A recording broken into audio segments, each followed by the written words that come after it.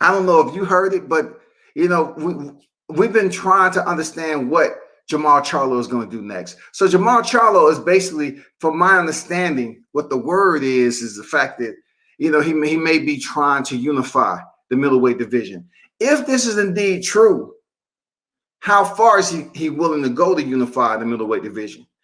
And if it's indeed true, that means he won't be moving up to 168 anytime soon, because this is how this is going to work. Gennady Golovkin, we know he's old, right?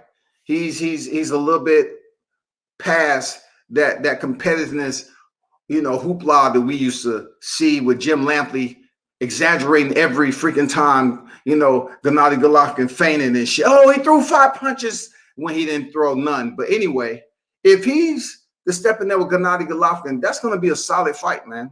He says he has some big news coming up. I just happen to have a little bit of info, but I can't let it out. I hate that shit, man. You know what I'm saying? I hate not letting info out, but there is a code that of integrity. If someone drops the news on you and they say don't release it, then that's what you have to do as media. You know what I'm saying? But anyway, I'm happy for the news, though. Real talk, I'm happy. So what does this mean for the middleweight division with Jermall Charlo? Is he going to actually be able to fight Yoda Murata? And will we potentially, a miracle happen that Jermall Charlo faced Demetrius Andrade? Is it possible that Charlo can run the gauntlet like his brother Jermall Charlo is doing at 154? Is it possible for him at the middleweight division to give us something that will absolutely interest us? It'll pique our interest in boxing the right way. Jermall Charlo finally, you know, taking some big rights continuously. I mean, some big fights continuously in his division to try to say, okay, I'm the man up here. So first, start off with the weakest link. I ain't gonna lie, Gennady Golovkin, Triple G is the weakest link. Start off with the weakest link. Beat his ass. Go over there and beat Gennady Golovkin's ass. Pick up that belt, that IBF title, and then pick and choose the other two if you plan on unifying the middleweight division for undisputed. That's the shit I'm talking about, Jermall Charlo. If indeed that is what your plan is, to unify the entire division, hell yeah, do this shit. That's what we want to see. What's going on? Trick Noty in the building. Salute, man. Bruce, what's good? Salute at World Combat Sports. What's good, everyone? Michael Lewis in the building. Salute, my brother. Salute, Big Scott. Peace to everyone in the live chat. Peace to you, my brother. You know what it is.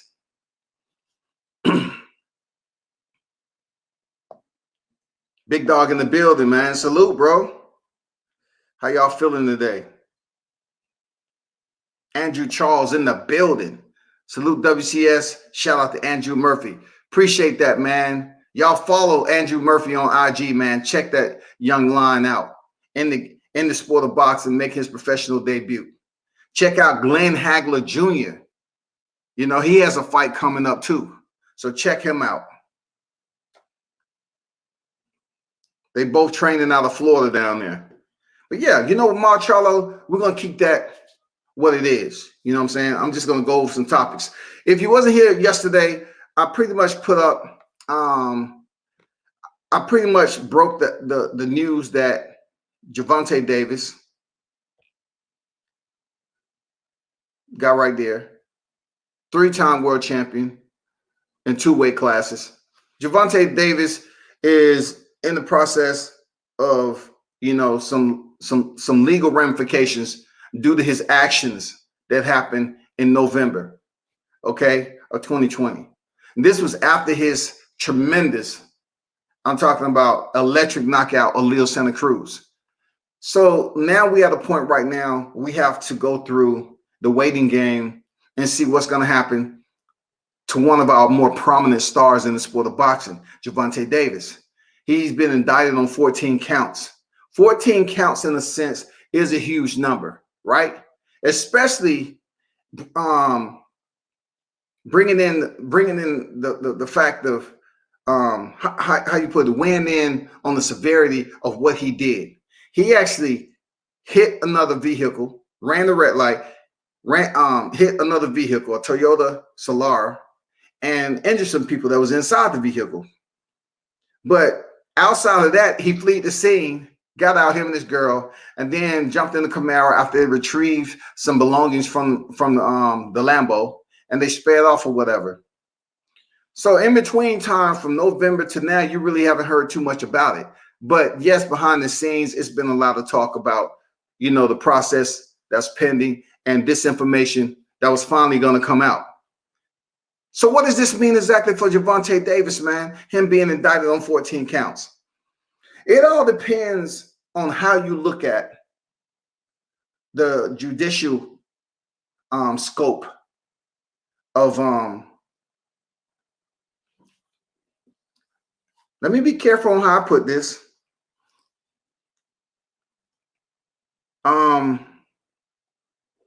Just the judicial scope of law and order over there in Baltimore. I'm pretty sure Gervonta Davis is a big deal in Baltimore. Real talk. And if you ever looked at the political side and the enforcement side over there in Baltimore, it's had some trouble. You know what I'm saying? It has some trouble with corruption. And they've been trying to put band-aids on that department and slowly but surely, sanitize and clean it up a little bit over there in Baltimore. What I'm trying to get at is Gervonta Davis with 14 counts. Do we truly know if he's going to spend a week in jail, a month in jail, or any time in jail at all? Because when it comes down to it, if he's willing to settle with the victims, the 4 victims that was in the Toyota Solar, he could very well remain a free man. Now, who am I? I'm not the type of individuals that wish confinement on Gervonta or any person just because of what they did. I leave that up to the court systems. You know what I'm saying? That's outside my AOR, area of responsibility. I will allow them in Baltimore to do that. But speaking on it last night, I truly believe that Gervonta Davis with 14 counts may get off scotch-free. All right? It's highly possible. It's highly possible. Ricky Hatton came out recently, and, of all people, that was somewhat embroiled as a participant in the Tyson Fury scandal, in Tyson Fury scandal when he faced Deontay Wilder. Ricky Hatton said that if Dillian Whyte loses to Alexander Povetkin this weekend, his career may indeed be over.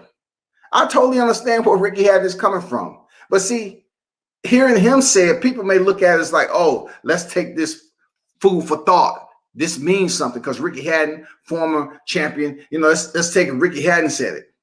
But a lot of people should be saying it. A lot of people should be understanding that if Dillian Whyte loses this fight in the worst way to Alexander Povetkin, maybe either 2 things should happen. He should take time off for his career, get his mind right, let his body heal, and return back to the sport, or call it a night. Call it a career. Hang the gloves up. Once again, only a fighter knows when their career is over. But when they finally make that decision to say this is it, are they really content on leaving the sport? Some people really can't get the sport out of their head enough to just stay away from it. So they got to come back in, and they might take some smaller fights to build up their confidence a little bit more. And then they say, okay, I'm winning. Not factoring in that you're fighting lower tier opposition now, so you're winning. Then they want to increase their competition because they feel like they're getting back in the game. They feel good. Training's good. Body feel good. Injuries, they're good. Then they step up to top tier competition again, and the game may have changed just a little bit. You might have a different lineup, a different ranking of fighters, and he goes over there and loses again. It happens all the time in the sport of boxing. Do I feel that Dillian White career is at a crossroads right now if he gets knocked out the way he did in the rematch? I mean, in the first fight. If he gets knocked out again in the rematch like he did the first fight, maybe he should just think about, changing teams, taking some time off, reevaluating what's going on with him. But I'm gonna tell you like this: I think one of the problems is with Dillian White is his mentality as a man and as a fighter. I think that's what one of his problems is when it comes to a boxer. He's not patient enough. He may have a lapse in judgment because mentally there's some thoughts that's missing the synapses gap. Seriously, he having some communication deficiencies. You know what I'm saying? We're seeing Dillian White in important big fights, and he's making mistakes. You know what I'm saying? That in itself might be something up here with Dillian. It might be something up here with Dillian because he stepped in there with some big names. It might just be his mentality as a person. The punishment he took as a kickboxer, the punishment he took as a professional boxer. It might just be Dillian White. How can you be ahead with Alexander Povetkin, bro? And you go out there and lose focus in one of the biggest fights for you to be the WBC interim, to place yourself in a position where you can potentially get ease closer to facing Tyson Fury for the WBC title or Deontay Wilder, whatever the case may be. That was your stepping stone. That was your moving point to elevate yourself into that position you've been yearning for quite some time. Like a lot of people always tell me how Dillian White has been avoided or ducked for a couple of years. He had the WBC title for I don't know how long, and nobody would fight him. Deontay Wilder wouldn't fight him. Him fighting Alexander Povetkin in that first fight was very, very important for him to go in there and get the job done, and he couldn't do it. Not only did he not get the job done when he should have maintained distance, worked the jab and let the knockout present itself again, but what he did was actually just run through the door, guns are blazing, and didn't know his opponent had ammo too. It's just like absolute complacency. You already know you're in a motherfucking firefight. You already know you're armed and your opponent is armed. So therefore, you have to take those necessary defensive cautionary measures so you won't get in trouble like Dillian White did. But what did he do? People said it was a brilliant uppercut. What was brilliant about a fight that you was ahead of? You have to pay attention. You cannot be as complacent there, Dillian. And somehow he had a lapse. I don't know what the fuck he was thinking about. And Alexander Povetkin earned a highlight reel knockout.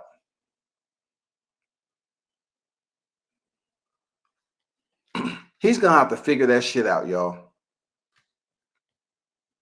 He's going to have to figure that shit out. Bruce in the building, salute to you.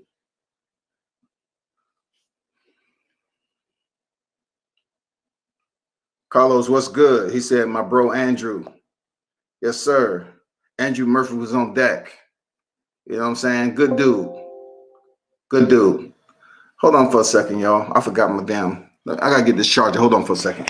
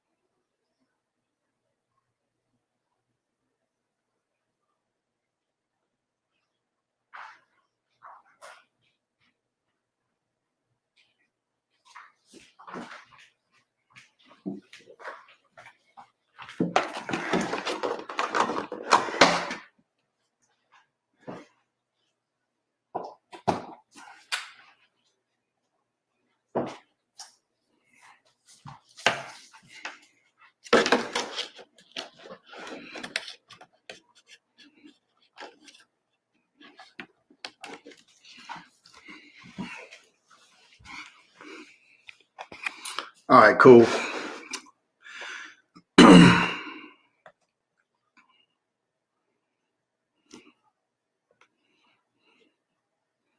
So next topic is okay, peep this out. We all know Canelo Alvarez, right? The moves he's been making. Some people agree with it, some people don't. I have to call it the way it is. You know, the moves he's been making. I salute him for making the moves. But then it's certain things that I believe that Canelo Alvarez is able to get a waiver for or pass that other fighters may potentially get criticized for. So Canelo say he wasn't fighting any more Mexican fighters, right?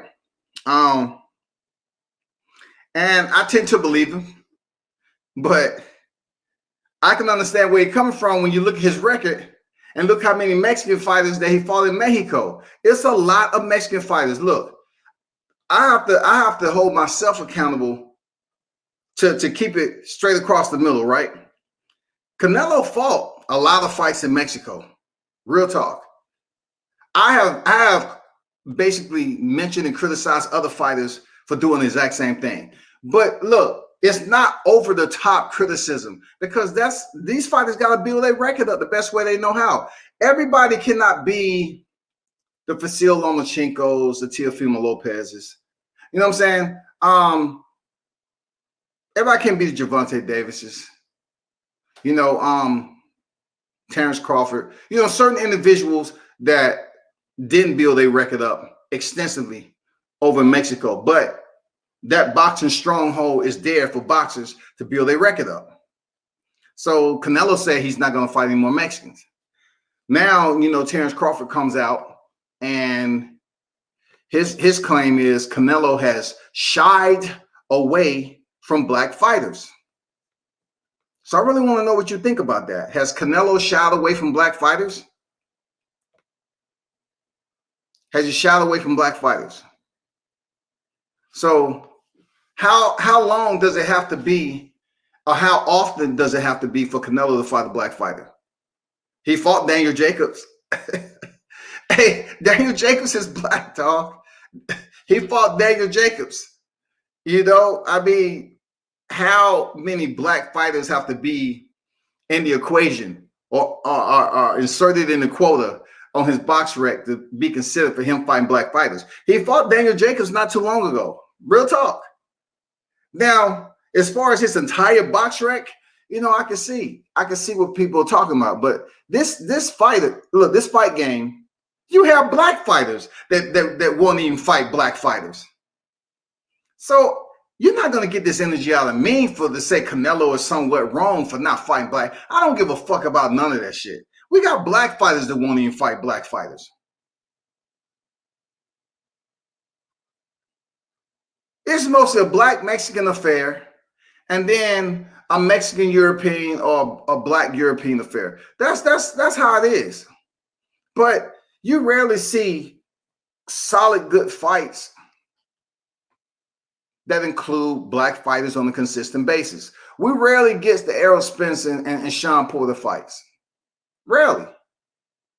Seriously, we rarely get that type of fight. I'm talking about top tier fighters in the sport fighting one another. You know what I'm saying? In the ranking system, we rarely see that. So, you know, looking at some of these fighters' records, I don't even see a lot of black fighters. Like, if you really want to hold somebody guilty of the charge, I'm pretty sure we can go through the gamut and see how many fighters was in Mexico fighting and how many fighters hasn't fought other black fighters because somebody is feeding them this mental appetizer that black fighters versus black fighters don't sell, right? So you have a lot of black fighters that fight Mexican fighters, Latino fighters, however you want to frame it. But then if you look at Canelo Alvarez, over half of his record, dude was in Mexico. He's 55-1-1. Dude was in Mexico. Or 55-1-2, whatever it is. He was in Mexico for a long time. So is it a point that there are black fighters right now that would like to fight Canelo? I'm pretty sure it is. How long has Canelo been fighting? I mean, he fought Daniel Jacobs, man. He's black. Real talk. He's black. Let me pull something up for you right quick.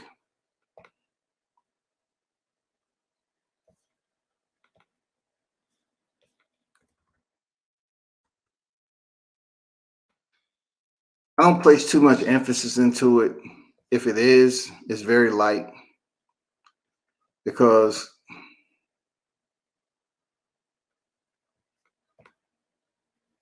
hold on for a second.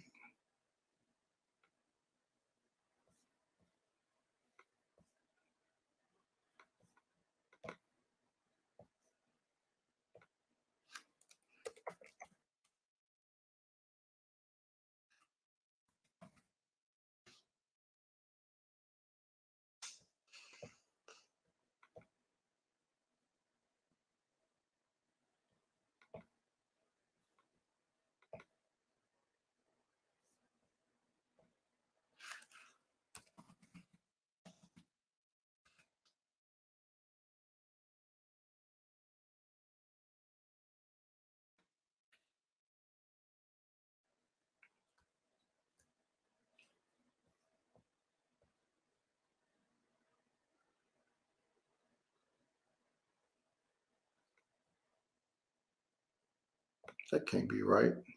What are these people talking about? Anyway, I'm having issues with this damn site. But anyway, kind of local sports in the building. Salute to you. I would not be surprised if Povetkin beat him again. Dillian has a lot of pressure on him. But Trick, put it this way.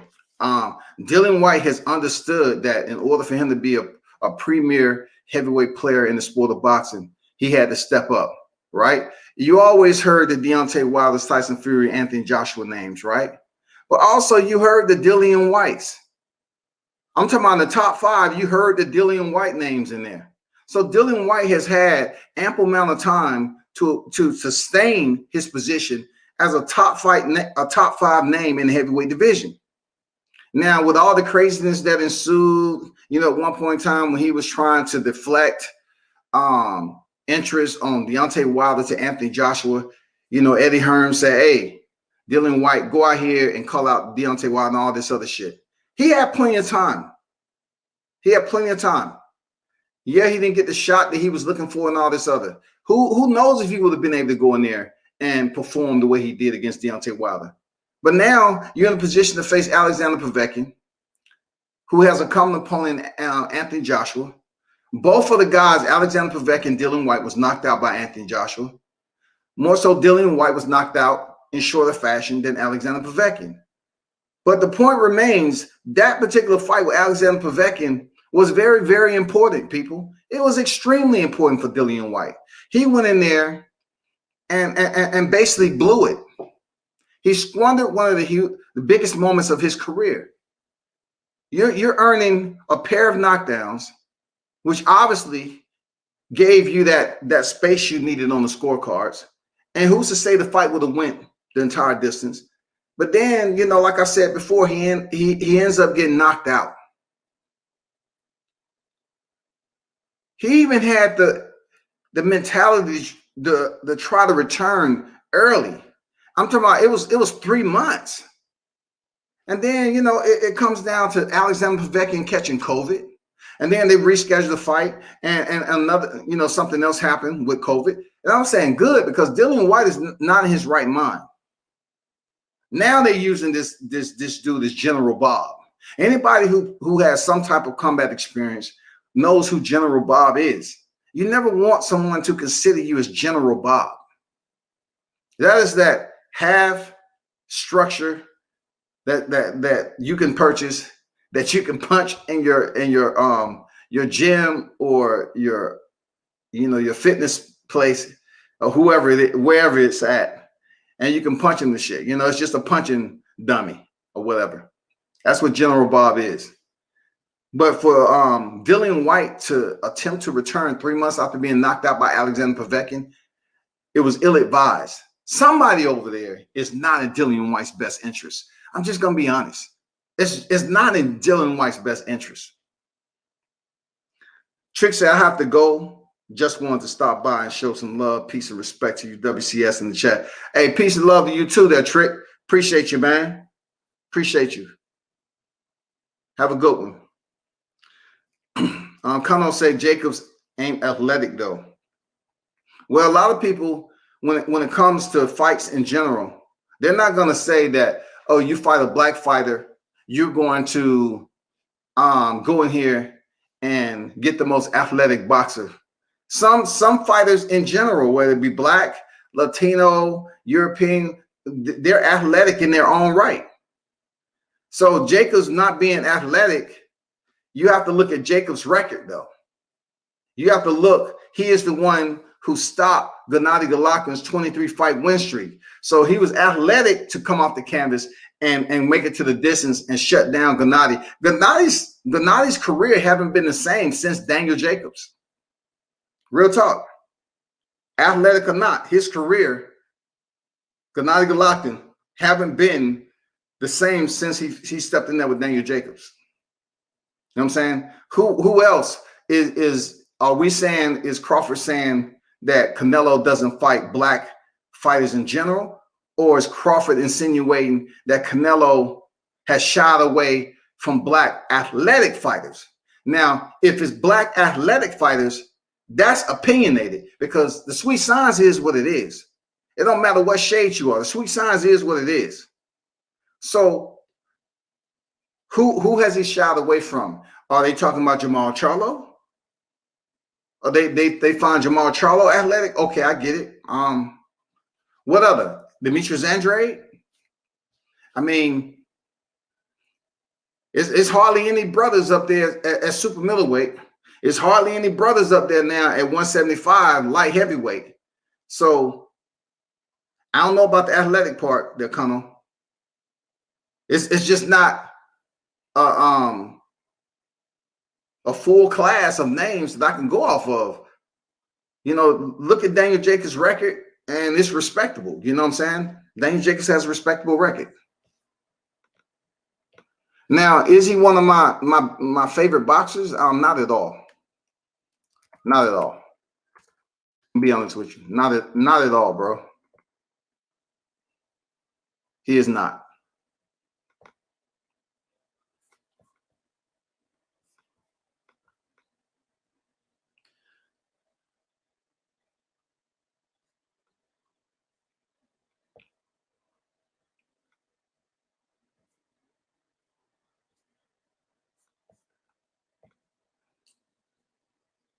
D-Ray said, Bud, let it be known Canelo too big for him. That's one out the way. But let it be known Canelo too big for him. Hey, man, anybody in their right mind understands that if Terrence Crawford was to even attempt to fight Canelo at 160, he would be outgunned, outsized, and potentially outperformed. You know what I'm saying? So definitely, you know, I don't know, when it comes to the black shied away from black fighters like that, the way Crawford is talking about, like, who specific are you talking about? So let me read a snippet of this article. Crawford 37-0, 28 knockouts, states that Canelo 55-1-2, 37 knockouts, has had the most problems during his career when fighting black fighters. There's no question that Floyd Mayweather, okay, so mention the past, Floyd Mayweather and Erislandy Lara, I get it. Both schooled Canelo in 2013 and 2014. So we're talking about 2013, 2014, which is several years ago. I get where people's coming from. A lot has changed from Canelo's career when he faced Floyd Mayweather and Erislandy Lara. Obviously, he's improved since then. Canelo lost to Mayweather by 12-round majority and then beat Lara by a highly questionable decision, despite landing almost nothing. But Canelo sure did have problems with Lara, Mayweather, and Austin Trout. He shied away from Jermall Charlo and Demetrius Andrade for a long time. When you look at Canelo's career, it's like he shied away from the black fighters. I think the black fighters give him the most problems, said Crawford to AK and Barack show on the Zone. Now, you know, we're putting this piece together. I understand where Crawford's coming from, and he's right. He's right in a sense when you look at the Floyd Mayweathers and the Erislandy Lara. He's right. He did have problems with them, absolutely. But that was several years ago. Now, seeing what Canelo's been able to do when he's moved on past 160, I haven't really seen a plethora of black fighters in his resume. But also, I look at it like this: what black fighters outside Jermall Charlo? I mean, what black fighters are we talking about? Jermall Charlo and Demetrius Andrade. Look, like I said before, the Jermall Charlo, Demetrius Andrade, they're both in the same division. So therefore, him shying away from two fighters that happen to be in a division in which he has been absent. He has been tardy from this division. How can we sit up here and say, well, you take two fighters in the same division and he's shying away from black fighters? I would pretty much sum this up if it was multiple divisions, and when he was moving up 54, 60, 68, 75, you had black fighters in those top tier positions that Canelo could have fought, but he didn't. You know what I'm saying? I partially understand where Terrence Crawford is going with this, but then you have to understand this also. Boxing will always be a business. And right now, Canelo is on his business shit, just like Floyd was on his business shit. Floyd selectively chose certain fighters to step in the ring that was going to make him money. On the rise, do you believe Canelo would have stepped in there with the Demetrius Andrade to sell tickets? Could he have at 160? Yeah, he could have. He could have. You know what I'm saying? Like, everybody was thinking this Canelo and Triple G rivalry is going to go all the way up into a third fight. The first one set the tone for the second one. You had a draw on the first one, and it set the tone for the rematch with Canelo winning there and won and performed damn good, right? So you talking about black fighters, we talking about two fighters in the same division, a division which Canelo jettisoned as being important and moved on to visit other divisions fighting champions. I don't know what to tell you, man. It goes on to say, wow, Crawford is really unleashing his dogs of war on Canelo for some reason. I wonder what Canelo did to get Crawford going after him today. Only Canelo knows why he hasn't fought the unbeaten Jermall Charlo, 31-0, 22 knockouts, and Demetrius Andrade, 29-0, 18 knockouts. I think Canelo should have fought those guys a long time ago. I agree. I definitely agree. Canelo should have fought Jermall Charlo. But balancing the scales, right, within my integrity, I have to say Canelo fighting Jermall Charlo, it didn't happen for that whatever reason. Was Jermall Charlo ready for Canelo? I'm not going to say he wasn't, but I'm saying, was Jermall Charlo ready if Canelo would have called him out? Because boxing is a business, right? So the benefit of him fighting Jermall Charlo, it all depends on what he was trying to gain from it. Did he have intentions on trying to unify the entire 160-pound division or not? I know he has that commitment now at super middleweight, but he really didn't show that contentment down there at 160. I'm not saying picking up 2 damn titles. I'm not talking about that. Did he have intent in being undisputed? Because, you know, at that point in time, his weight was probably an issue. He probably felt a little bit uncomfortable at 160. You know what I'm saying? After those Gennady Golovkin fight. Who knows? I'm not making excuses for him. The fans worldwide would much prefer to see Canelo fight Jermall and Demetrius Andrade than him fighting Saunders, Yildirim, and Plant. I agree with that, per the article. The fact that Canelo has chosen not to fight Jermall Charlo and Andrade does not mean he's avoiding them because they're black. Or is it because they're too good?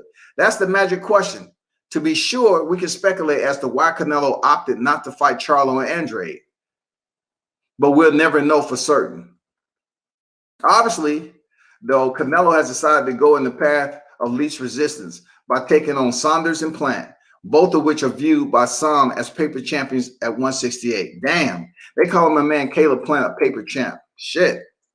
There's no excuses at all whatsoever for Canelo choosing to fight Yildirim last February, as he didn't have to take that fight. As the WBC franchise champion, Canelo could have told Yildirim to kick rocks. Canelo could have bypassed that fight with his franchise, and that's what the World Boxing Council President Mauricio Suleiman said.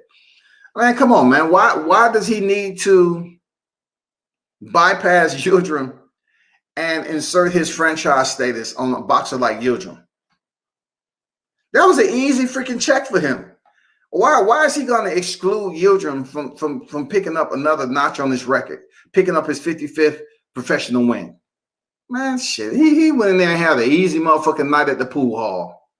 You know what I'm saying? I mean, come on, bro. Big Dog say Bud is right. I agree with him when he's talking about, if he's talking about Demetrius Andrade and Jermall Charlo. They're in the same division. You know what I'm saying? Alexander in the building, salute to you. Saying Canelo doesn't fight black fighters has no merit. He fought Floyd, Lard, Trout, Jacobs, and a washed-up Kirkland. What black fighters are at 168? Well, see, it's not the fact to add Kirkland in there. It's just black fighters. He's talking about competitive black fighters. You know, when you mention the names Eris Landy, Laura, Floyd Mayweather, and Austin Trout, they're competitive black fighters. All right. James Kirkland is not in that equation, nor does he fit the lineup to be compared in the same sentence as a Laura, Trout, Jacobs, and especially not Floyd Mayweather. So, once again, Jacobs has been in big fights, but he sometimes reminds me of a Danny Garcia. You know, he's in the big fights, but he does enough to come in second. Ahmad said, Bud needs to be patient. Stop calling fight Sean Porter due to Porter what Errol couldn't do. And that's put Sean on the canvas and keep him there. Okay. On the last part of that, Ahmad, I understand and agree with you on that. Do something that Errol Spence wasn't able to do. And that is put him on the canvas and keep him there. Language. Put him on the canvas, because we all know that Sean Porter's been on the canvas before. All right. Adrian Broner dropped him in the 12th. Errol Spence dropped him in the 11th. And, you know, what people somehow, some way think would bring this welterweight fight even closer is that Terrence Crawford put him on the canvas and keep him there, like Ahmad just said. I agree. He has to do something that hasn't been done to Sean Porter. Will it bring the welterweight division any closer to seeing Errol Spence and Terrence Crawford? I don't fucking know, dog. I'm puzzled. I don't fucking know. Big Dog said Bud is right. There's only 2 fights Canelo stepped to the side against. There's only 2 fighters Canelo stepped to the side against. Floyd motto's right fighter, right fight. Right fighter, right price. You know, Floyd Mayweather fought his share of black fighters and his share of Mexican fighters. He did. And the other ethnicities. You know what I'm saying? He gave the Argentinian OG, Marcus Maidana, he gave him 2 for 1. You know what I'm saying? He gave him 2 for 1, man. What has Charlo done in their careers instead of chasing Canelo? Why not build their own legacy? They wasn't chasing Canelo. You know, you have to understand that, Troy, the Charlo brothers was champions in the same division before Jermall Charlo moved up to a middleweight division. I wouldn't say that they've been chasing Canelo Alvarez, but not to recently. It's a time where Charlo was insinuating when he was a part of 160 that, yeah, he would like to step in there with Canelo Alvarez.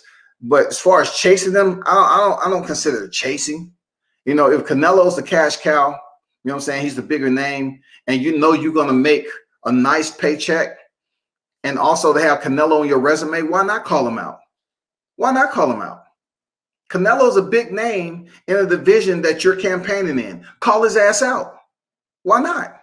I don't fault Jermall Charlo for doing that shit. Call his ass out. It's just the hiatus that went on once Canelo started to elevate and go to 168 and show the middleweight division no attention.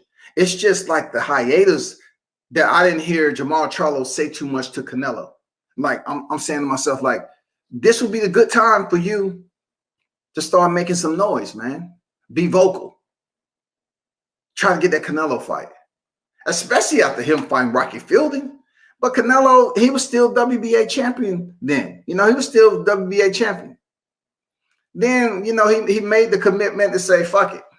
I'm getting off this title, man.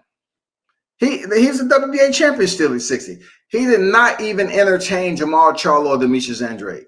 He had already fought Gennady Golovkin, who we know damn well lost to Sergey Daryanchenko. But they gifted the man a motherfucking win in hope to keep him relevant on the pound-for-pound list and keep him relevant in the middleweight division. He's sitting over there with the IBF title, and it means very minimal. So if by chance Jermall Charlo fights Gennady Golovkin and do what Ahmad said, do what somebody hasn't been able to do to Sean Porter. If Jermall Charlo is able to go over there and sit Gennady Golovkin down in dominating fashion, then Canelo might say, oh, okay. Because I've been telling people Canelo can speak English. I've been telling people he can speak English, but they just didn't want to listen. You know what I'm saying? Canelo say, oh, all right, I see, you know. You know, he might give a little while he's riding his horse and shit. He might be on his phone. He might get news. Hey, Charlo, he went in there and knocked out Gennady Golovkin. That's something that Canelo couldn't do. So right now, we have fighters that's in positions to make a big name for themselves. But guess what?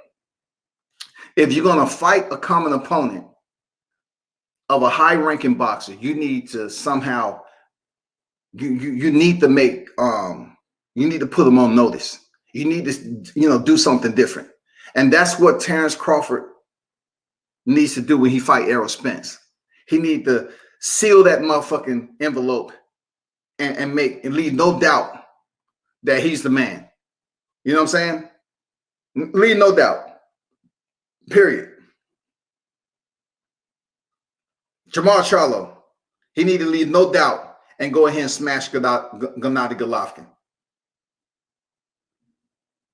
If by chance, as much as I don't like talking about, if by chance Terrence Crawford fights Sean Porter, I don't even know if it guarantees him a fight with Errol Spence. But if he sits down Errol Spence and he sits down Sean Porter, it'll prove that he is the best at the welterweight division. If he's able to go up here and clean house and go 2-for-0 with Sean Porter and Errol Spence Jr., if the fight were is to happen, hey, you're not gonna be able to tell that man anything.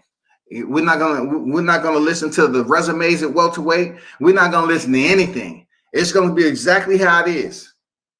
If you do something different with a top tier opponent, it means the most. If you do something to a common opponent and they only fought a mid-level tier boxer, it's not going to mean that much. People are not going to care.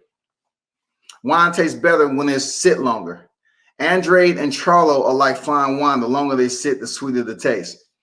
Well, see, the one thing about that, Ahmad, is the fact that wine ages in a way that it's going to be consumed. You know what I'm saying? Being that wine is just a volume of liquid and not a physical entity that has to operate and has functionality every day. I understand what you're saying. I understand. Make no mistake about it. I salute you for that. But we cannot compare that analogy to Charlo and Andrade, who is getting older in the sport of boxing. A glass of wine is not the one lacing up gloves and going in there and competing. A glass of wine sits in one place and ages. Effortless. It ages effortless. But in boxing, these guys have to go in there, go through fight camp, train, tear down their body, go through the rigors of training, and then step into the ring and compete and take punishment. Them sitting their ass around is basically getting them closer to retirement rather than fine wine. Fuck all that. Now, I can see if they was in 20s. I can see if they was down there with them young hitters and they was in their early 20s. And they say, okay, we have plenty of time for this fight to mature and materialize into something special. I get it. But that is not the case with these guys. It's not the case, man. She was good. He said, we here salute, man.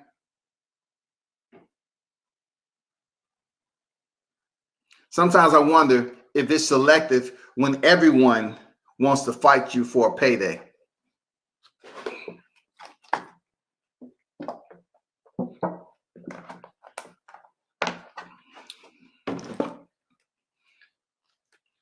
Troy Graham said, then why hasn't Charlo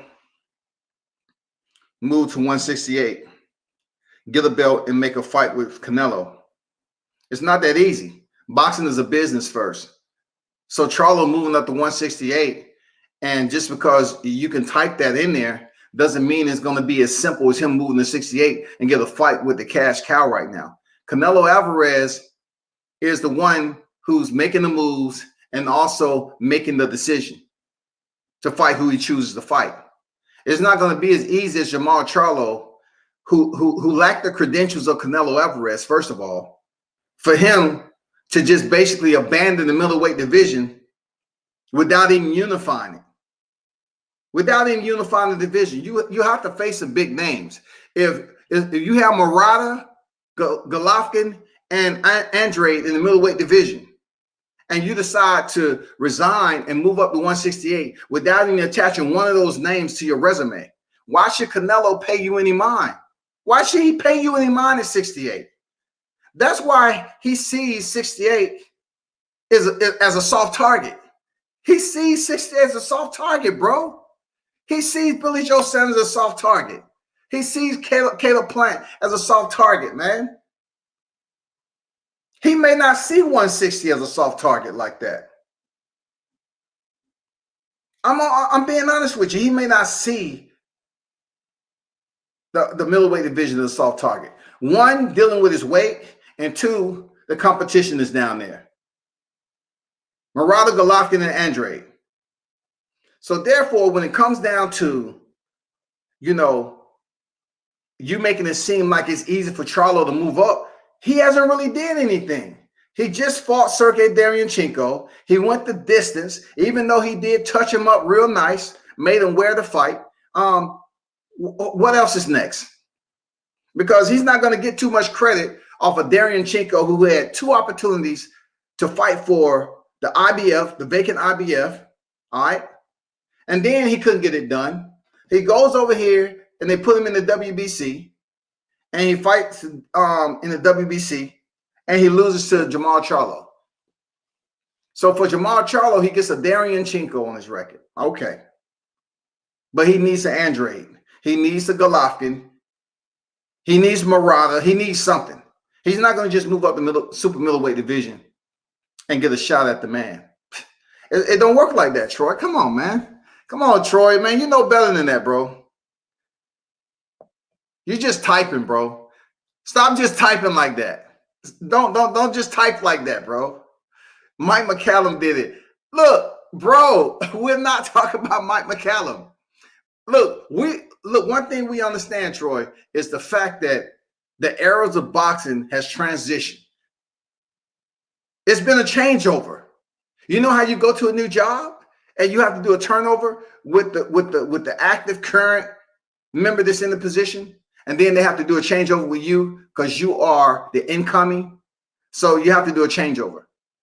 How you run that position is going to be different with that active individual. Why? Because that's just the way it is. You're going to do things different. Boxing is different than what it was when Mike McCallum, James Toney, Roy, and all them guys did it. Michael Nunn, all them cats. It's just different. Michael McCallum then chanced the Four Kings once they all avoided him. He fought and built his legacy. McCallum is a legend and a Hall of Fame fighter, not a fighter chasing another fighter money. I agree. And shout out to Mike McCallum, tough fighter, taking nothing away from him. But the scope and the whole vibe of boxing and the way they go about doing business has absolutely changed. It's changed, man. The revisions of how boxing operates right now is incredible. Incredibly different than what it was when them guys was doing what they was doing.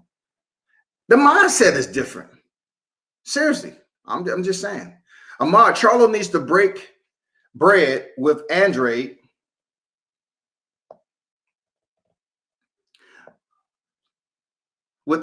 Drop him, put him on the canvas, keep him there. Plant Benavidez, Canelo, now looking like, damn, are we next? Well,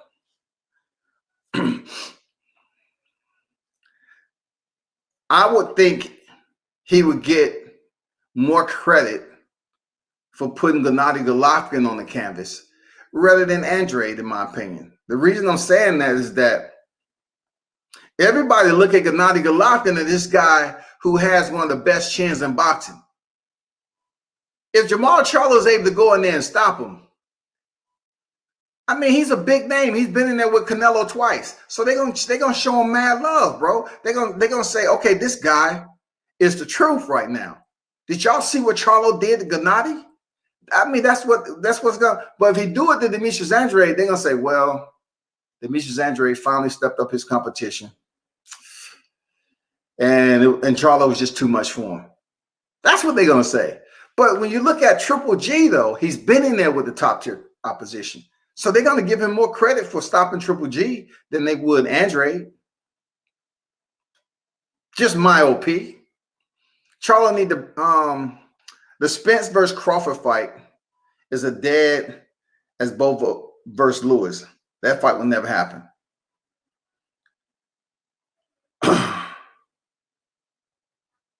As much as I really don't have the energy to revisit, listen to Crawford say it'll never happen.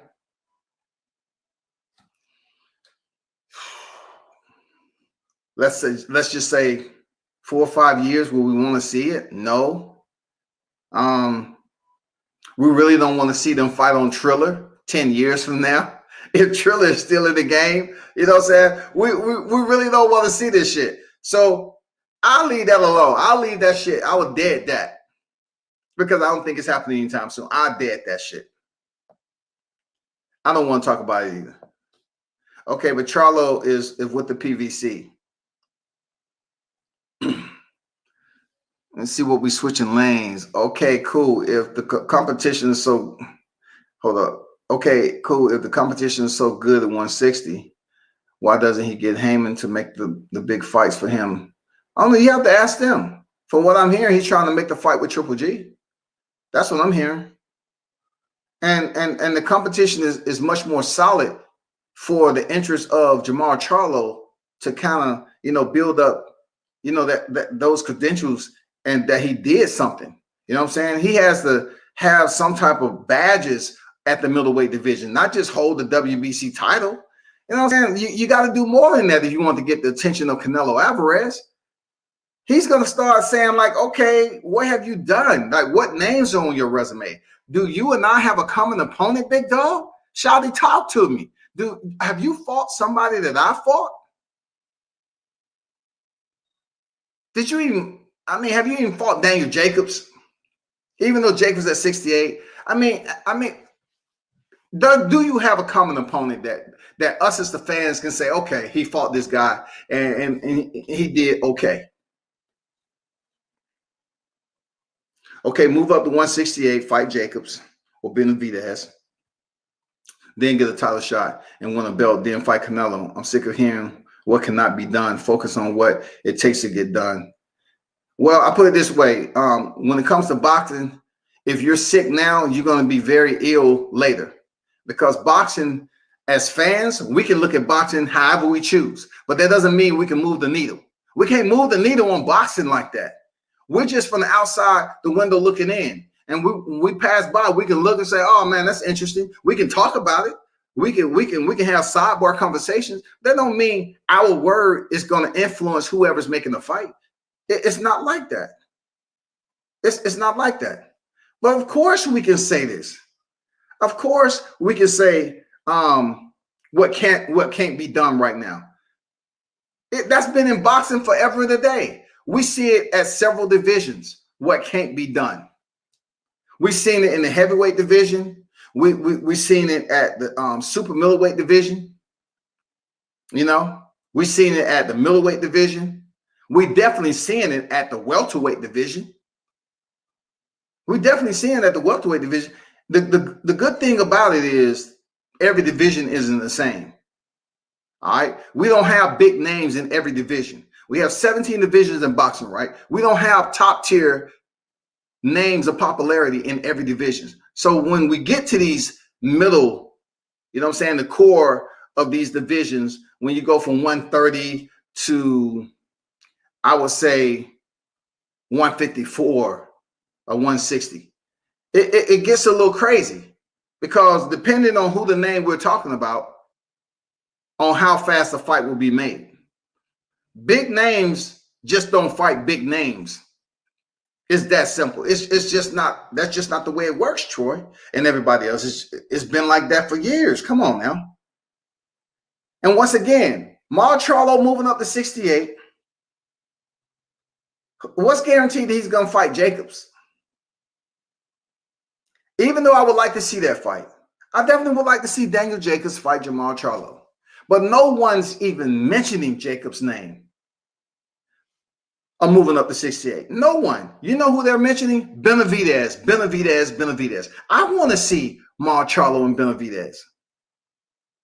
I want to see that shit. I think it's a damn good fight. But I'm hearing kickback from Charlo. He's putting up resistance and not willing to say, okay, I'll step up and fight him. I don't know what the fuck is going on.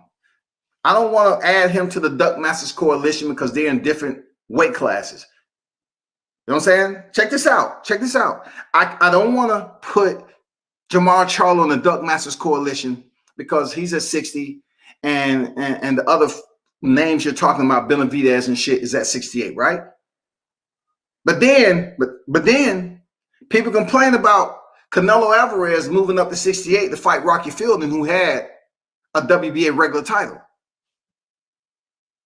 I mean, if you're going to commit to it, pick a name at 68, get your feet wet, a tune-up, take that fight, and then try to edge closer to the name that you want.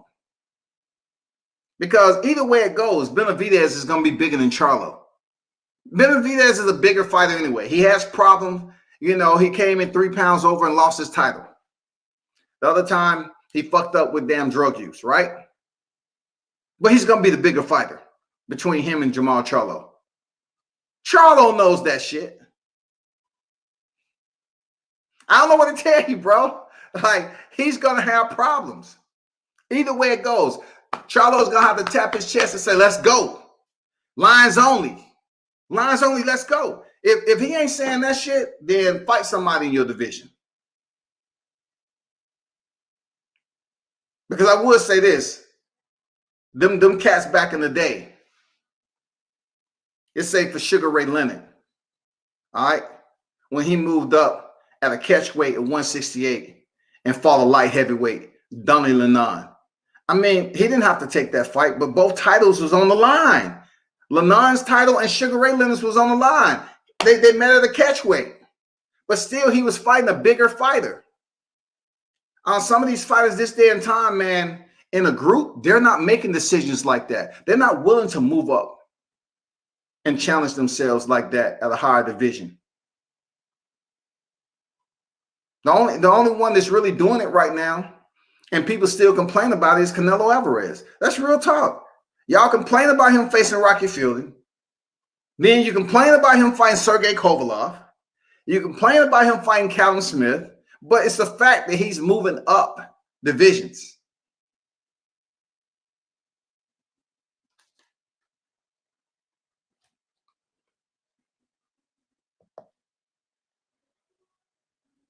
Greatest isn't built on excuses. It's built on having a solid plan and finding a way to get it done. Hagler and Hopkins are perfect examples. Once again, I will page it this way. That once again, the bookmark, there's a bookmark that separates that particular era from the new era. It's a bookmark. It will always be a bookmark. The times in life has changed since that era and this era. So we can only sit up here and create analogies and voice our opinion on the old school versus the new school. It's always going to be like that. Fighters are in a whole different type of environment with social media and the business of boxing, the way it's ran. It's different. It's much more money per se that can be made in certain fights than it was back then.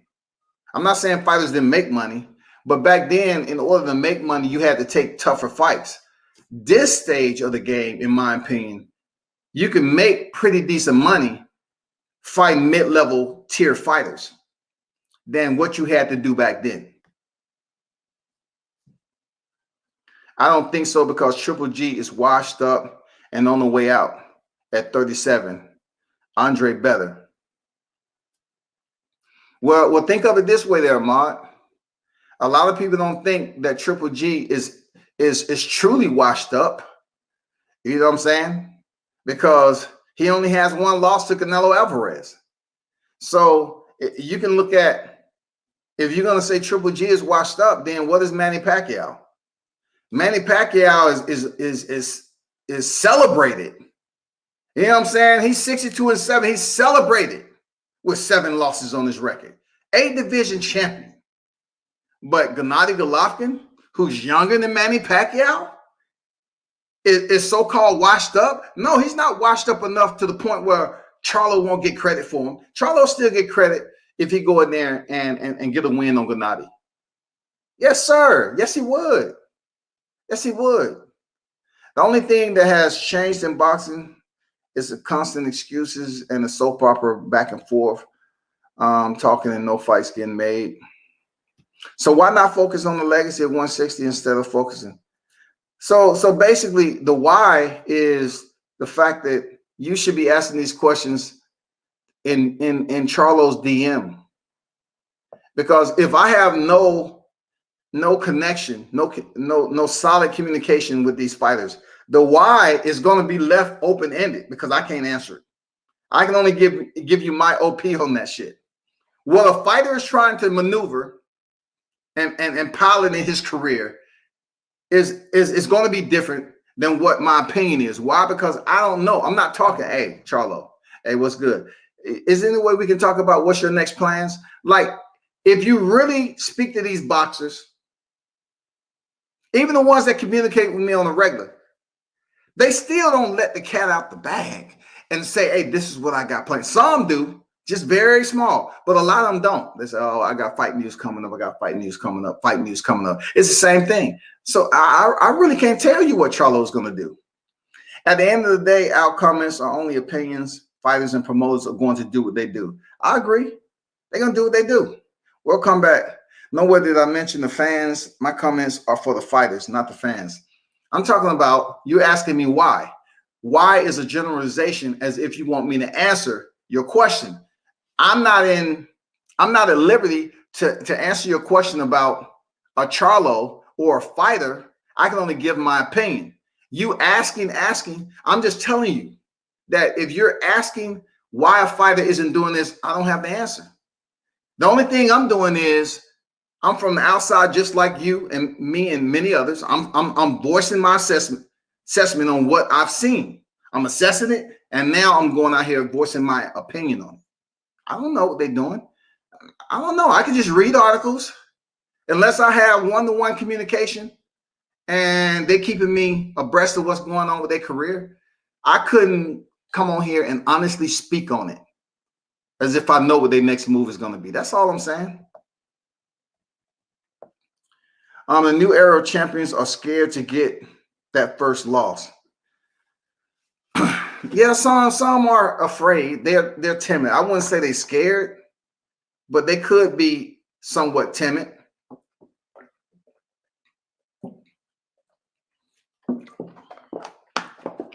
Look, fighters, in a sense, should have reservations about picking up their first loss, because depending on what division you're in and who you lose to and how you lost to them, it's going to mean something. Now, like I say all the time, it depends on the fighter who took the L. Can they recover? Some fighters take an L like Canelo. They haven't looked back on that. Canelo lost to Floyd Mayweather. Shit. Nobody look at it. Every now and then they'll mention it, but Canelo has just skyrocketed to the top since then. He's skyrocketed. It's done. You know what I'm saying? Gennady Golovkin, for instance. His one loss is against Canelo Alvarez. Boom, ain't nobody talking about it. He lost to Canelo. Okay. Not too many people talking about it. Jermall Charlo, he lost to Tony Harrison. It was a good fight, but yet he came back and avenged it. No one's really talking about the loss that Jermall Charlo has against Tony Harrison. He avenged the loss via KO. So I would say this, Ahmad. Fighters just need to have a bit more courage to commit to that decision, to take that risk, and train their ass off and go in there and fight to get that victory. You know what I'm saying? Don't think. Sometimes what they say, you think long, you think wrong. I mean, sometimes if you hold something and you just procrastinate and contemplate too much, you're like, oh, should I do it? Should I do it? You end up immersing yourself in a sense of doubt. You don't even know what you want to do. You're like, oh man, fuck it. I ain't dealing with the shit. That ain't a good move for me. Fuck it. You know what I'm saying?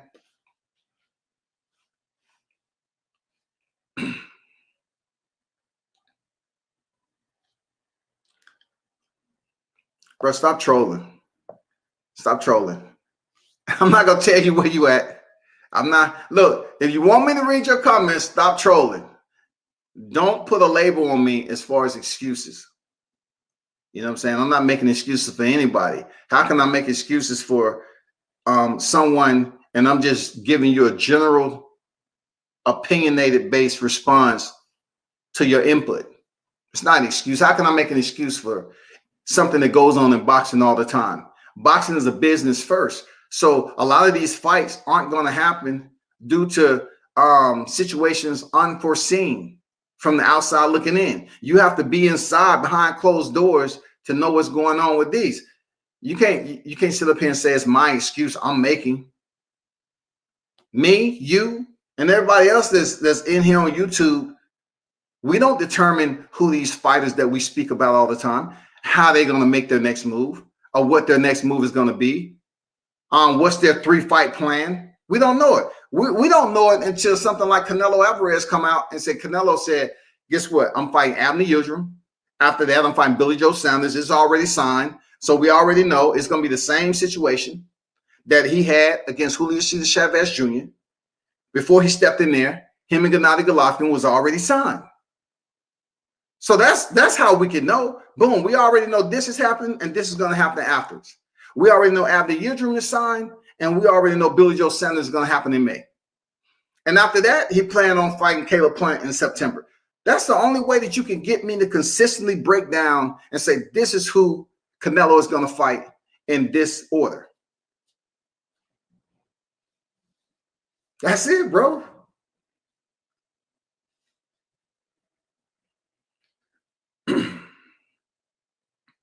It doesn't matter who it was against. He's still 42 years old. He's still 42 years old. I was going off of Ma's previous comment, and when he was basically saying Gennady was washed up. And I'm saying Gennady Golovkin is younger than Manny Pacquiao. So he has less losses. Manny Pacquiao has 6 more losses than Gennady Golovkin. And he is much older than Gennady Golovkin. So therefore, it makes real sense to believe that Manny Pacquiao, as long as he's been in the sport with 8 divisions to his credit, is much more of a treaded fighter than Gennady Golovkin. Manny Pacquiao has tread on the motherfucking boxing tires, dog. Serious. He's been around the sport for quite some time. So of course, it doesn't matter he freaking went in there against Keith Thurman. We're talking about a fight for Jermall Charlo to get credit for in order to pique the interest for Canelo Alvarez. So since Gennady Golovkin is that guy, I think he still has some Wall Street, some stock to his brand to go ahead and fight Charlo. Charlo does well. It may indeed pique the interest with him abandoning the middleweight division with a Gennady on his record and moving up to 168. It's my opinion. Study long, study wrong. Absolutely. I say, Troy, calm yourself, my brother. These are only opinions.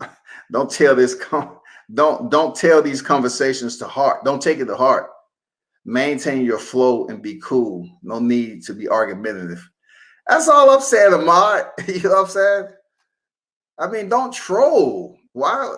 You seem like you're trolling. You're saying I'm making excuses when I feel I'm articulating as much as I can for people to understand and knowing that it's just my opinion. That is what media does. Media is an opinion-based segue for individuals to tune into. That's all. That's all. Even ESPN and all them cats up there, a lot of what they give is opinions on fights. Just like the Lomachenko fight heading into fight Teofimo Lopez. It was all opinion-based and they was wrong. That was wrong. So when people want to get on here and talk about you're wrong, opinions are supposed to be right and wrong. There's a certain percentage of what opinion you would say that's right, and a certain percentage that you're going to be absolutely wrong. Everybody was saying what Lomachenko was going to do. He was a much better boxer, this, that, and the other. And he went in there and lost. They was wrong. Miguel Berchelt. Oh, man, Oscar Valdez, he can't handle that power from Miguel Berchelt. It's going to be too much. What happened? Oscar Valdez slept him, knocked him out. They were wrong, man. I was right. I went for Oscar Valdez. I went for motherfucking Teofimo Lopez. In that order, I feel good.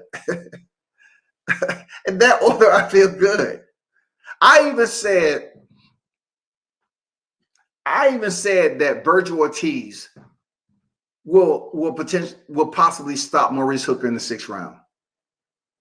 I was one round off, and I said this on somebody else's panel, and I may have mentioned on my own, but I don't look. I'm not on here to be right all the fucking time. This is a media-based segue for you to listen in if you choose to. That's it.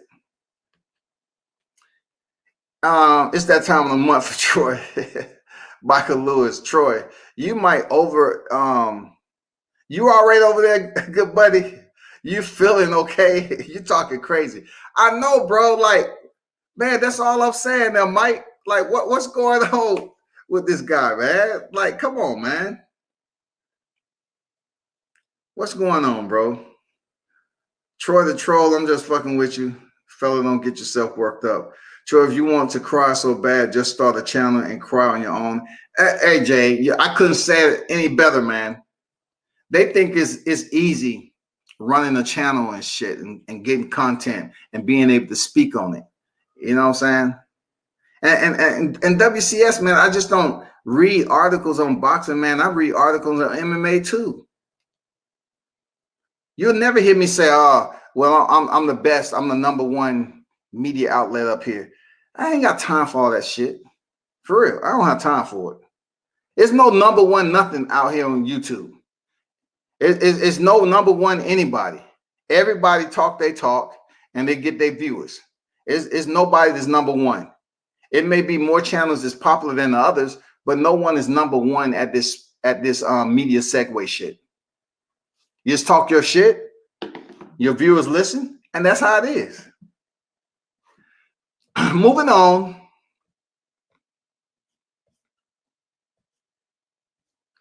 So that, you know, that was a big topic right there. Jermall Charlo need to figure out what he's trying to do or what he's choosing to do in moving forward. Period. Figure it out.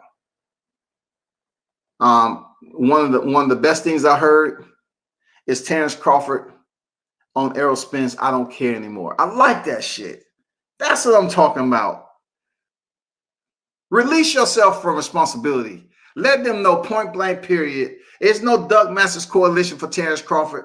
Terrence never said he needed to unify the welterweight division to cement his legacy. He never said that. It was Errol Spence.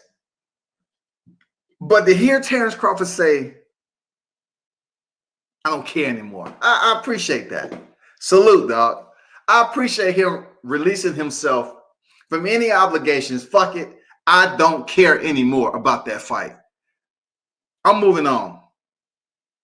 If by chance Terrence Crawford want to move up to 54, he's undefeated. He's in control of making his decision. What he does with his contract, right? Moving forward, we'll see. But his contract with Top Rank is set to expire right in October. So whatever he chooses to do. Whatever he chooses to do, man. But the fact that he said, I don't care anymore, I like it. I like it, big dog. Appreciate you. Because I'm tired of, you know, entertaining that circus shit too. We're tired of it.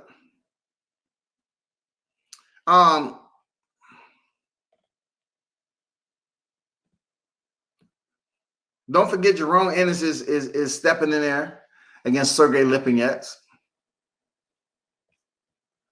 You know, Boots.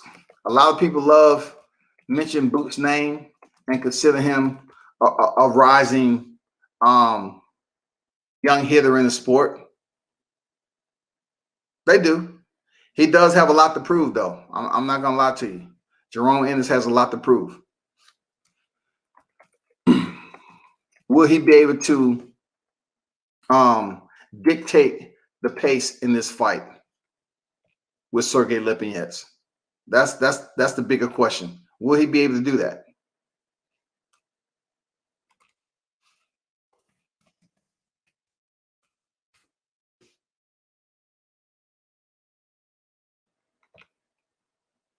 So Jerome Ennis is 26-0, 24 knockouts. His first professional fight was back in 2016. So he's going on a little over 4 years. You know what I'm saying? He's been over 4 years. He's about to go in his 5th year.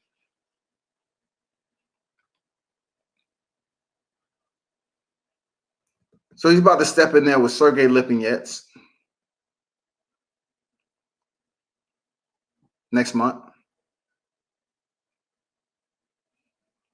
He defeated Chris Van Heerden. You know, the headbutt. I take that back. A headbutt stopped the fight. No decision in the first round. He has a TKO win over Juan Carlos Abreu. You know, no big names on this record as of yet. Sergey Lipinets will be the biggest name on his resume thus far. You know, Sergey is 16-1-1. And he's a very tough fighter. I'm not gonna lie to you. Sergey Lipinets is a tough fighter from Russia. He's had a couple of fights at welterweight. You know, his last fight coming off a draw from Castillo Clayton. Then before that, he fought J.R. Ensign. Stopped him in the 2nd round at welterweight. So this is a pretty even fight as far as names go. It's not extremely a big gap in between these guys, except Sergey Lipinets has been in boxing longer than Boots Ennis. His first professional fight was in 2014, Boots in 2016. So Sergey has a a bit more experience being a former champion. And we all know he fought Mikey Garcia back in 2018. He lost that via unanimous decision, and that's the only loss on Sergey Lipinets's record. You know what I'm saying? To Boots Ennis's credit, he's still undefeated, but this will indeed be his biggest test to date. So keep your eyes open for Boots Ennis. You know what I'm saying? I'm looking forward to seeing him step back in the square. I'm curious to see if Sergey will be able to pressure Boots Ennis, you know, a bit better than he did his last fight. We'll see, because Boots Ennis has fast hands. You know what I'm saying? He can box his ass off. I'm not gonna lie.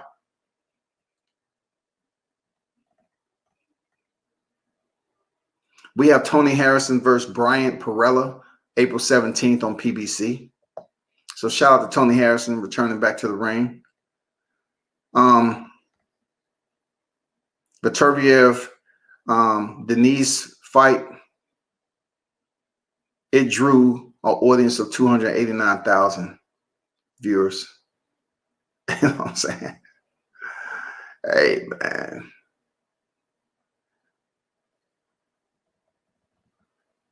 But yeah, that's some good shit coming up, you know what I'm saying, with Boots and Sergey. That's a fight that's very interesting to me. Amon say, why Errol not willing to break bread on an even paying field, 55-45? I don't know, man. It's a good question that a lot of people should ask Errol Spence. But once again, Errol Spence, he doesn't provide too much information when asked those questions. You know what I'm saying? I don't know, man. I don't know why Errol Spence is looking at this fight with Crawford and pretty much doing the same thing Joshua and Eddie Hearn was doing to Deontay Wilder. I don't know, man.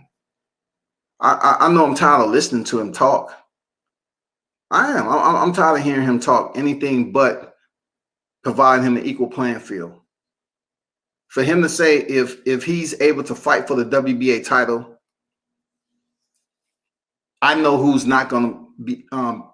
He basically put it out there. He knows who's not going to want to take the fight, so to speak.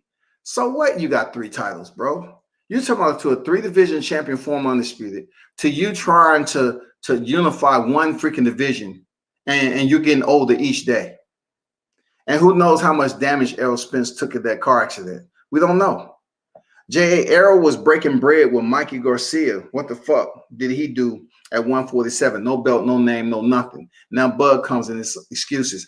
Now, Jay, I absolutely agree with you on that. And see, that's what's a big turnoff to me when it comes to Errol Spence just making it so hard for Terrence Crawford. I guess he provided Mikey Garcia, like this is the contradicting part of it. They'll sit up here and say Terrence Crawford haven't did shit at welterweight division. And just like J.A. said, he breaks bread with Mikey Garcia and doesn't even make it difficult. You know what I'm saying? But yet he want to feed Terrence Crawford under the table. He want to make him crawl up to the table and toss some straps down there to him and say, okay, eat that first. And then while you eating that, I'm going to sit up here and think about, you know, whether I'm going to fight you or not. And how much I want you to eat at the table, you know, how much I'm gonna allow you to eat at the table with me on this fight.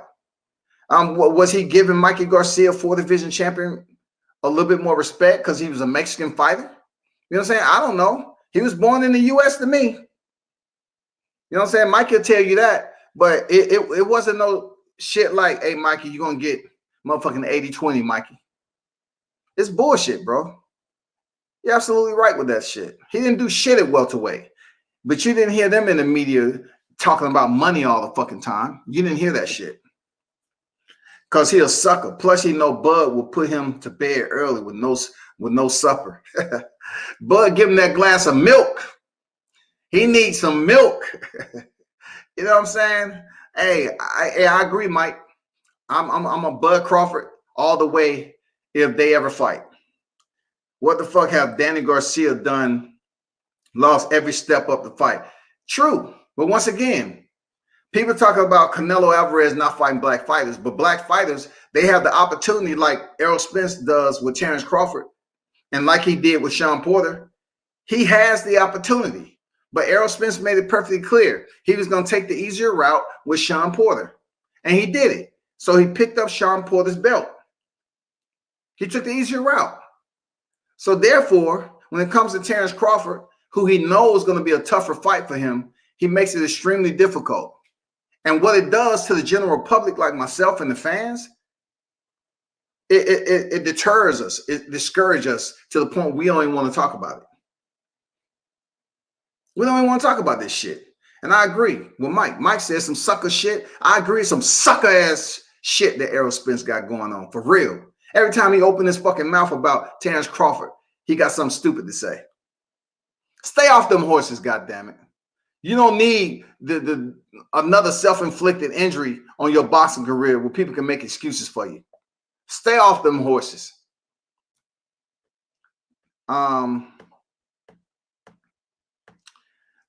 are you planning on being in Vegas for Taylor Ramirez Undisputed? I'm trying, bro. You know, I like that fight. I like that fight. But to be honest with you, L-Dub, I don't know yet. I don't know. This shit is not cheap. Look, L-Dub. I don't know where to find Groupons at to go to these fights. I'm looking for a motherfucking stash of Groupons and shit. You know what I'm saying? You know, that's why I need the support of the audience, man, the listeners. You know, support the channel, man. Donate to the channel, for real. I'm going to take Taylor for Undisputed. Ramirez, nothing special to me. A lot of people want Taylor to win because they feel Taylor, if indeed it happens, him facing Teofimo Lopez, they feel it'd be a better fight. Plus, Ramirez had made it perfectly clear that he planned on moving up the welterweight, right? So, yeah, I would like to see Taylor win that and whatever happens after that. I would like to see Taylor win it. Or if Ramirez win it, is he going to be willing to fight whoever? I don't know, man. I don't fucking know. That's just like I don't know what Charlo is going to do. Jermall Charlo, if he unifies, is he going to defend the belts before he move up to 60? Or he's going to vacate? Is Jermall Charlo willing to face a mandatory? I don't know. But good question, man. I mean, good comment. Come on, local sports, man. Appreciate the donation, my brother. Salute. Appreciate the donation, man. Y'all be sure to check out Come on Local Sports in the building. Mike said Ennis is deceptively fast. Yeah, he is deceptively fast, man. He got quicker hands than Sergey Lipinets. Sergey is going to give you that bruiser, brawling type of energy. You know, he did that to Mikey Garcia. I'm just mentioning Mikey Garcia because Mikey was coming up there for his 4th division. You know what I'm saying? It was a title fight. It was a fight where if you compare what Lipinets was able to do, forcing Mikey Garcia to box off the back foot and putting that pressure on him, vice what Robert Easter wasn't able to do, fighting Mikey Garcia at lightweight. Robert Easter wasn't able to push Mikey Garcia back like that. But, you know, Sergey was. And then we all saw what Errol Spence wasn't able to do and what he was successful. You know what I mean? You know, Mikey Garcia walked out that fight with Errol Spence, which it should have been a tougher fight, so to speak, than his fight with Sergey Lipinets. I don't know, but Mikey Garcia walked out that Errol Spence fight ready to go to the club.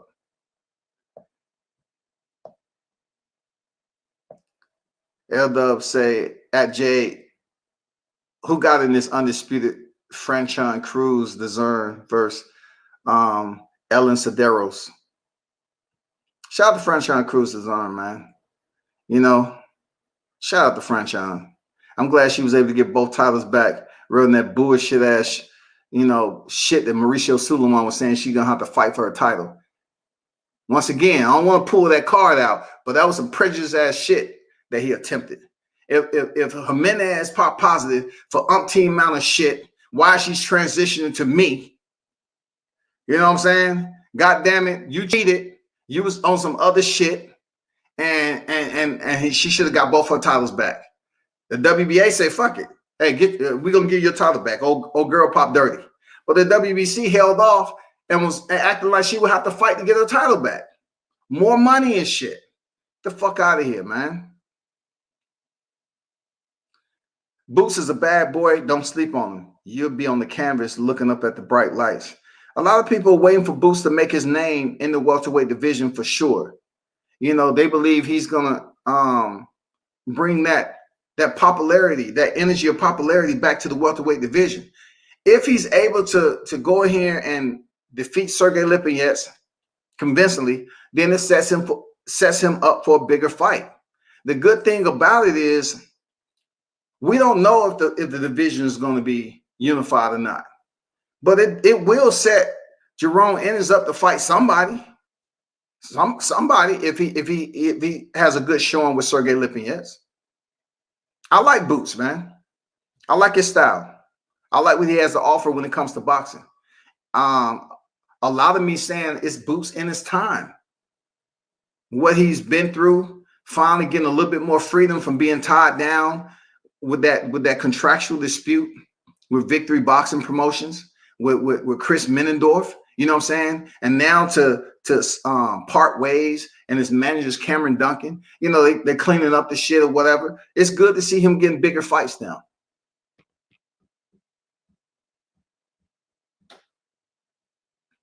Elder, I'm gonna take Cruz. She's solid. Not too familiar with her opponent. Hey, that's the straight cut and dry answer. I'm telling you, Bud must have fucked EJ's old lady or beat up someone EJ knows real bad, and EJ is spooked by Bud. Seriously, man. I look at it like this, Mike. EJ must have been out in the pasture riding one of those horses of his, and I don't know. He looked up in a tree and saw Terrence Crawford looking directly at him. Terrence Crawford might have been up there eating an apple and shit. He said, "What the fuck? This nigga spying on me?" You know, it might have spooked him the fuck out. He out there relaxing and shit, you know, galloping on a motherfucking horse, and he have to look. And goddamn Terrence Crawford up in the tree eating the apple. So I'm like, yeah, I see you. I see you. He needs some milk. That was good. We need that. We need that getting to. I don't know what you said. We need that getting to tight. Salute L Dub Boxing. I'm ready for tomorrow.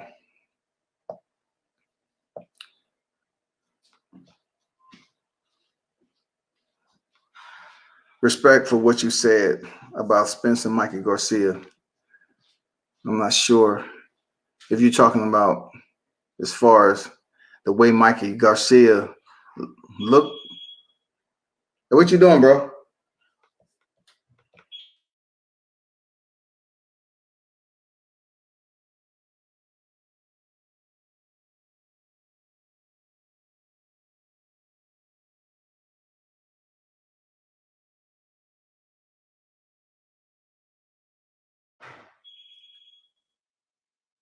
Mike said, "At Buzz black ass eating an apple on a tree branch."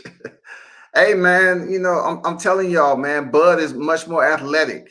I know, you know, the conversation was mentioned, you know, about athleticism of black fighters. Bud is one of those athletic fighters. And once again, I'm saying this from seeing him do other things outside of boxing. Seriously, I seen Bud wrestling in the hallway. Real talk. See, if I would have pulled out my phone, they probably would have stopped. You know what I'm saying? I see Bud wrestling in the hallway on fight week. Like, look, you see how you know how you have certain fighters that's just all like they got an attitude, they're not in a good mood. You can see it on their face. I've seen Bud on several fight weeks, right? He ain't worried about shit. I seen him wrestling in the hallway on fight week. I seen him outside of a fight, okay? But I seen him out there running routes, playing football. He got some speed on him. He got some wheels. I ain't gonna lie. He got some wheels on him. He's more athletic than Errol Spence, I can tell you that much. He's more athletic than Errol Spence. And I I believe Errol Spence totally understands that when it comes to the four corner square. I think he truly understands that. He truly understands who's more athletic in the opponents. He went in there and knocked out Sean Porter, got him out the way. He wasn't really thinking too much about Danny Garcia if he was getting something new.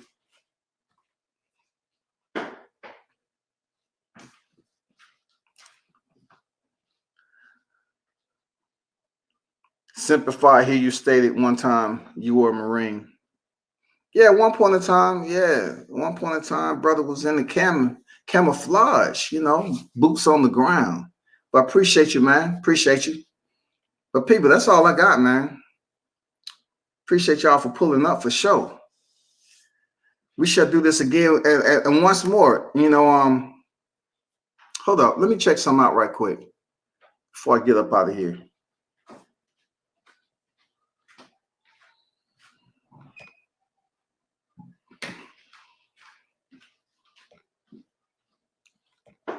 Let me check something out right here.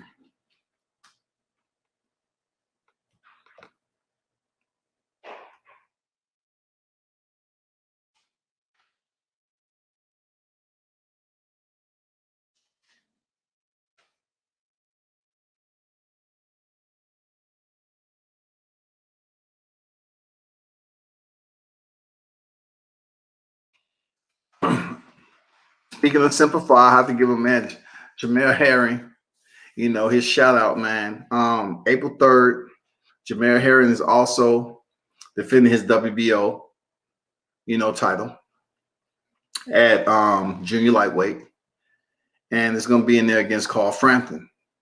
12 rounds for Herring's WBO junior lightweight title. Well, we need to make note of that. You know what I'm saying? I know a lot of people not talking about it because they think Jermall Herring is at the end of his career. But yeah, I'm looking forward to that fight. A little bit. I'm looking forward. It's okay. But I'm really looking forward to this fight card in Kissimmee, Florida. Seriously, it's a lot of good names on that card. April 24, Emmanuel Navarrete versus Christopher Diaz. That's just going to be fire. That's just going to be fire. It's heavily packed with Hispanic fighters, though. But I'm telling you, that shit right there, Emmanuel Navarrete is a very unique boxer in itself. He do a lot of things wrong and make it seem right. He's tough. A lot of people know him from defeating Isaac Dogbay twice. He stopped him twice, and he's moved on since. But Christopher Diaz is going to be a tough opponent. We're going to see how everything plays out with this. But that card, April 24 in Florida, absolutely. That shit's going to be on point, man. That's going to be on point. That fight card is fire. Believe that.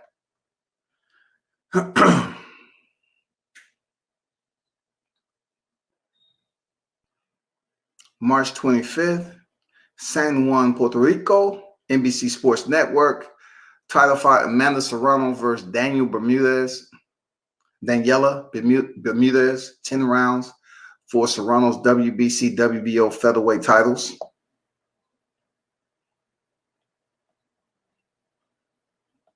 That's going to be the main event. And of course, we have the March 27th, the Zone, Alexander Povetkin versus Dillian White, the main event. Ted Cheeseman versus Jane Metcalf, 12 rounds for the vacant British junior middleweight title. Fabio Wardley back in the ring versus Eric Molina, 8 rounds, junior lightweights. And Campbell Hatton, they still waiting on an opponent with him.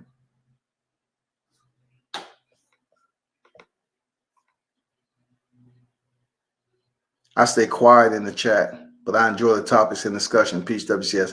Yeah, I appreciate you, Andrew, all the time, man. Real talk. Salute. No, I don't have any more news on Davis indictment. I did know that this was pending before the news actually came out. I just didn't want to speak on it because you know how people get. People say, okay, why are you bringing up something? Look, for me, it's not all about being first on this shit. I'll talk on my channel. Like, I don't need to sit down here every day and be, doing this shit over and over again. I do it because I love it. But if I'm able to go to the field and do this shit, then it's cool. That's what I like doing. But we'll see what happens if he even serves a week. Let's talk MMA right quick, Scott. Steve or Francis, who you got? Okay, cool. I'll do that. Let me get some of this Everclear. Let me get some of this Everclear right here.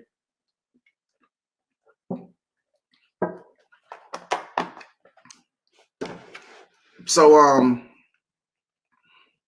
right off the rip, I'm favoring Stipe Miocic. He's the better mixed martial artist in general. I'm just being honest with you.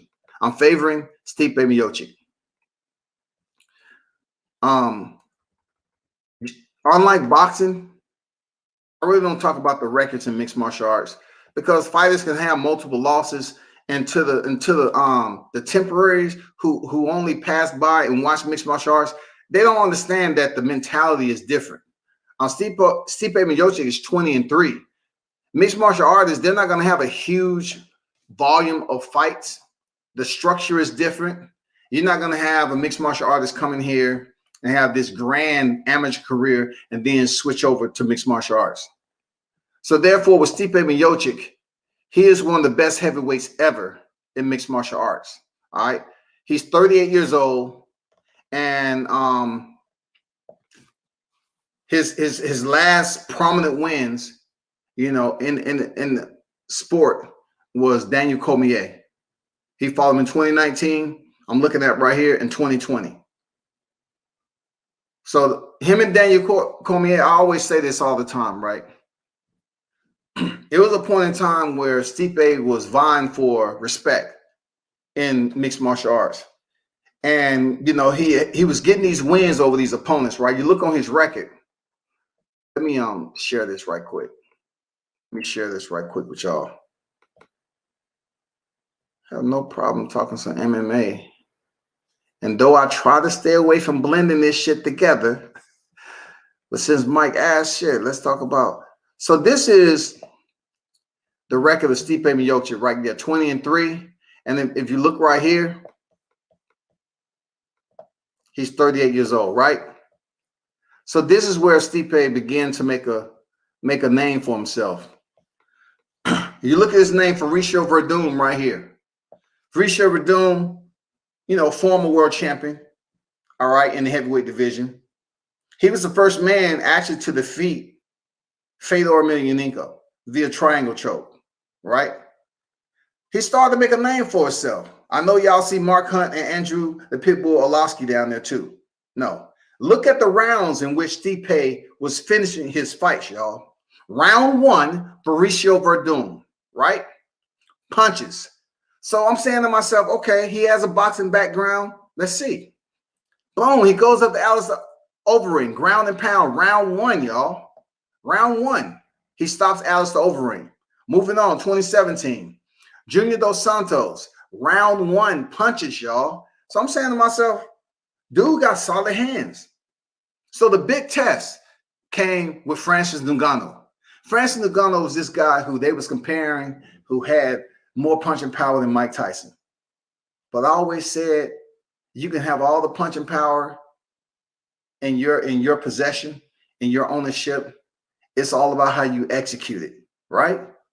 So he went in there against Francis Ngannou, who was this big, strong, African. And he had so many people saying he was going to go in there and knock out Stipe Miocic, who's a fireman in the community and still fighting at the highest level of the UFC. He went in there and defeated Francis Ngannou via decision. He pretty much used his boxing skills and defense to elude that power. Francis Ngannou he was throwing everything. He was sitting down. He was trying to take off Stipe Miocic's head. That's how inexperienced he was. He had the power, but he didn't have the cage IQ on how to set that shit up properly. And Stipe Miocic ended up earning a win. What's beautiful about the career of Stipe Miocic to take him to the next level is the fact that he ran into Daniel Cormier. Check this out. When DC and Stipe Miocic fought the first time, check this out. What does this say right here? Champion. Everybody thought that DC would have a pretty decent go with Stipe Miocic. Why? Because of DC's wrestling, right? They just thought he'd have a pretty decent go at Stipe Miocic because of DC having the caliber, foundation, pedigree of wrestling. But yet DC came into the game with his hands. DC would stand up and motherfucking box with your ass. Pudgy old DC. This rivalry that John Jones foiled at light heavyweight blossomed into something special when DC moved up to heavyweight. When DC stepped in here with Stipe Miocic and knocked him out in the first round, y'all. He knocked, look, DC knocked out Stipe Miocic out the clinch. Just a simple mistake out the clinch. Cap! DC knocked out Stipe Miocic with a right hook. Dropped him. Got on top. Boom, boom, boom. Landed several punches. Fight is over with. At that point in time, I was like, damn, man. Daniel Cormier knocked out Stipe like that. Like, what the fuck are we looking at, right? Then Stipe Miocic refuses. Don't look at this grappling bout right here. Because mixed martial artists, they have grappling bouts every now and then, which go on their record, but it really don't matter. All right, let's skip on to this right here. His rematch with Daniel Cormier right here. He returned from July 2018 to fight him in August of 2019. We all saw what happened. It was a hand-to-hand engagement between both of these fighters when Stipe decided to change it up and start digging to the body. I think at that point in time in that fight, Stipe Miocic said, you know what? I remember you making that motherfucking commercial, eating motherfucking chocolate ho-ho cakes and ding-dongs and having that Popeye's chicken waving around. So he said, I'm going to dig in that motherfucking bread basket of yours and I'm going to try to find out what you ate before the fight. So Stipe started digging with that left hook to the body. Look, he was goddamn digging in that motherfucker and he got a reaction. He got a reaction. He said, fuck everything.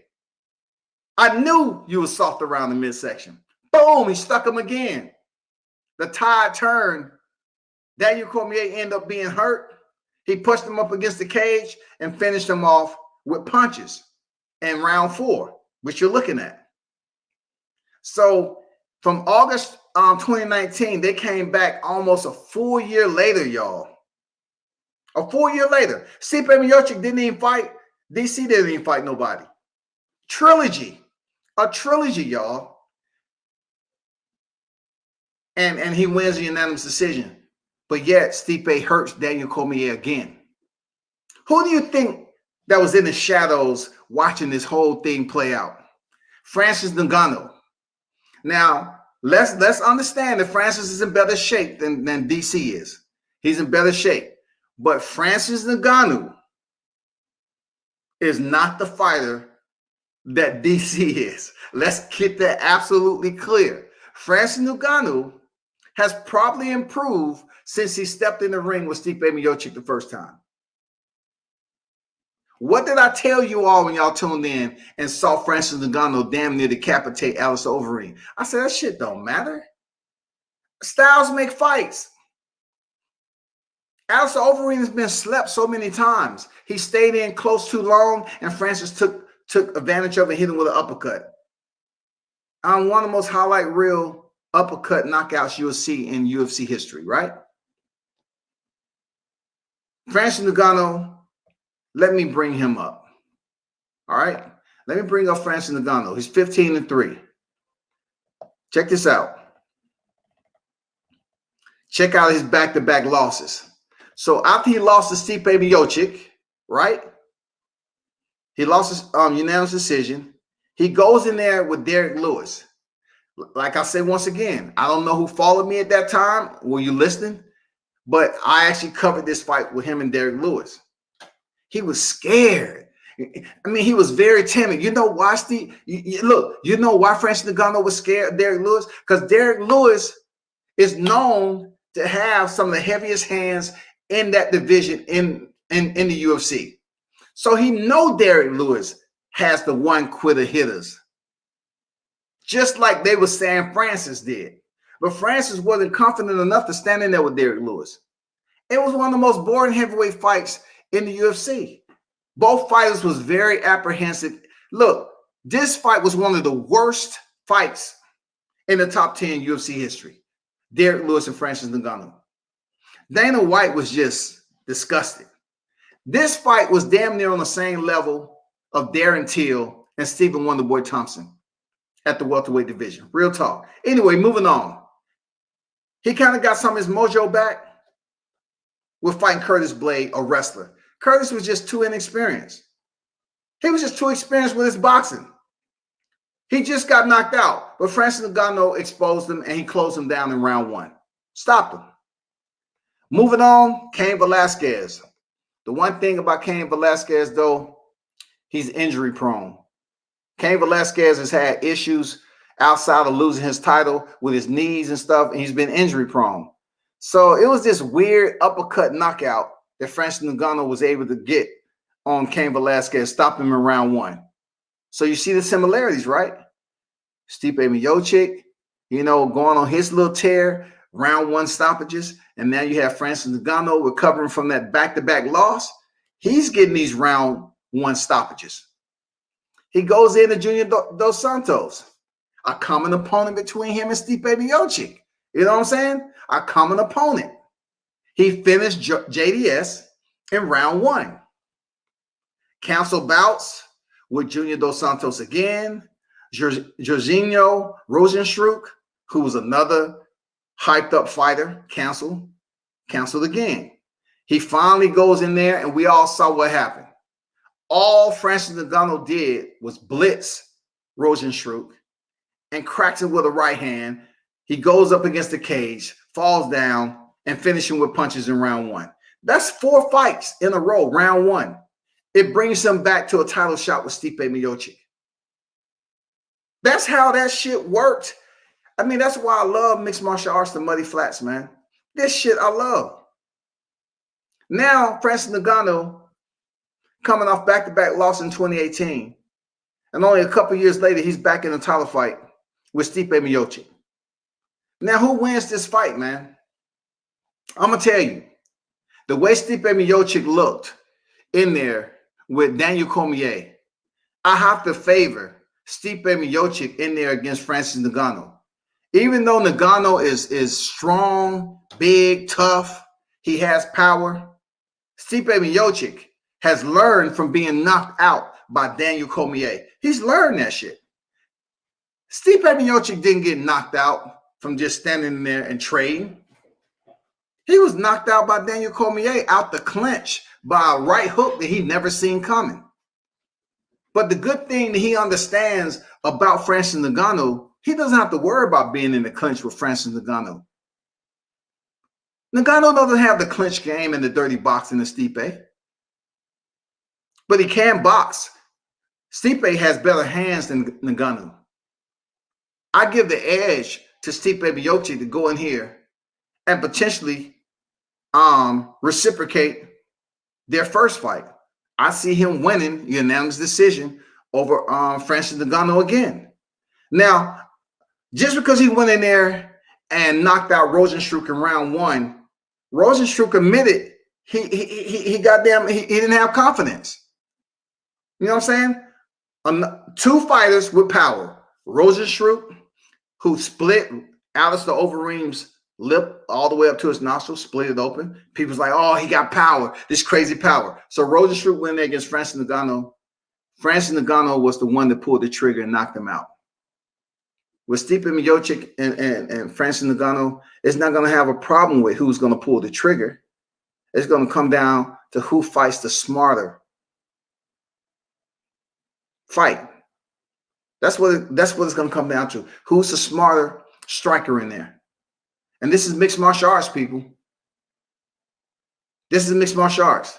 You allowed the elbow kick, everything. So who's to say this fight may lead to Francis trying to take it to the ground? Is he comfortable with trying to take this fight to the ground? I don't think so. I don't think he's gonna. This is a heavyweight division. I don't think Francis Ngannou is gonna try to use that energy and take Stipe down. Stipe isn't just this fighter that's easily taken down. So if he uses up all that energy and don't get the takedown, he's in trouble. He might get stopped. It's possible, y'all. It's possible. Styles make fights. And look, I have to give a check mark to Francis, Stipe Miocic, because I believe he's improved since his losses, and then regaining his title and defending his title again, versus Francis Ngannou, who, in my opinion, he has to show the world and myself that he's not just this heavy-handed behemoth who want to go in there and knock your head off. He needs to show poise. He needs to show that he's improving and being patient and being multifaceted in how he delivers his strike. He needs to show that he has a different game plan against Stipe. Stipe does. He showed it against DC. He said, I can make adjustments in this bitch, and I'm going to make you pay for it. That's just my opinion, man. And look, don't blink. This is going to be, let me go back.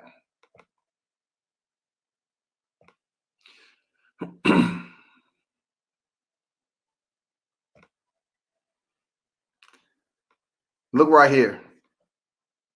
For those of you that want to tune in, this is going to be UFC 260, y'all. UFC 260 right here. This is going to be UFC 260. So y'all be sure to tune in for that fight.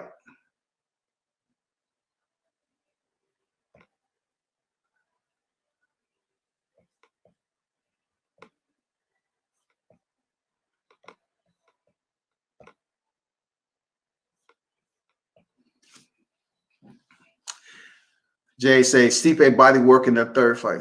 Hold up for a second. Let me try to go up. Jay, that what made DC so good, the ability of wrestling and still able to throw hands when needed. A lot of heavyweights can't do that. I agree. That did separate Daniel Cormier from the rest of them. Dude was short, pudgy. He had his wrestling background. He rarely used kicks, but he put them paws on you. When he came over here undefeated from Strikeforce and he was wrecking shop, he put them paws on motherfuckers, dog. He said, I got my wrestling. I like that about DC. If there's any fight I want to interview in the UFC right now, it's DC, period.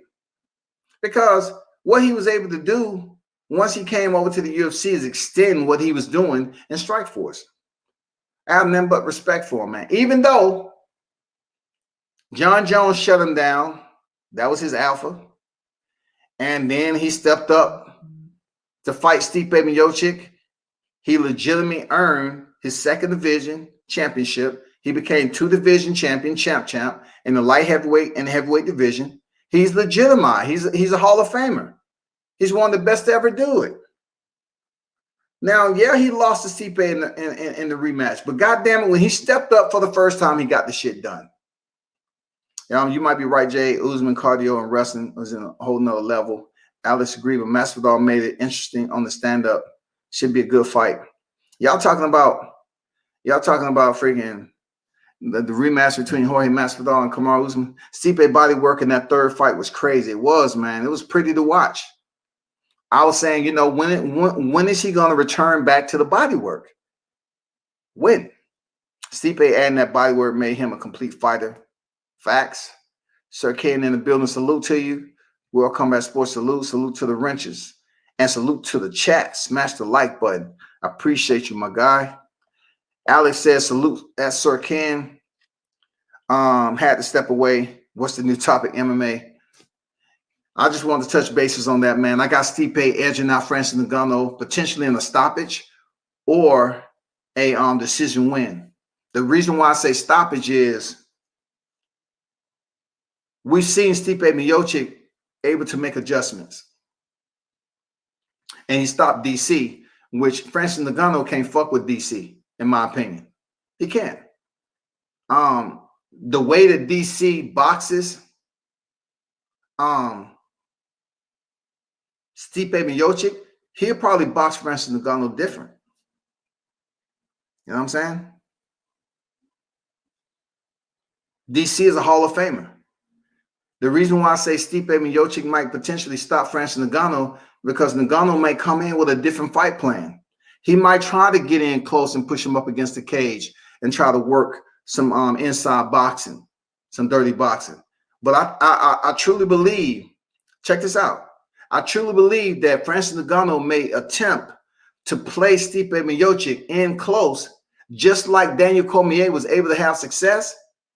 And then he might attempt to try the same thing. Try to catch Stipe Miocic on the inside with a right or left hook. I'm telling you, watch. If it could be a right or left hook or an elbow on the inside. All that shit is legal in mixed martial arts. So he might try to push him up against the cage and see if he get complacent, that one window, and try to catch him on the inside. Because Stipe has proven he can be knocked out. It's all about, can Francis Ngannou set him up and knock him out the same? Can he become world heavyweight champion with Stipe Miocic still in the division? I'm not sure. I'm not sure. I'm going to be honest with you. And for that Kamaru Usman and Jorge Masvidal fight, hey, like I said before, it is the absolute perfect time for Jorge Masvidal to become a champion. This is absolutely his biggest fight. This is his biggest fight. Why? Because he needs to establish from street legend to world-class elite status that he become world champion.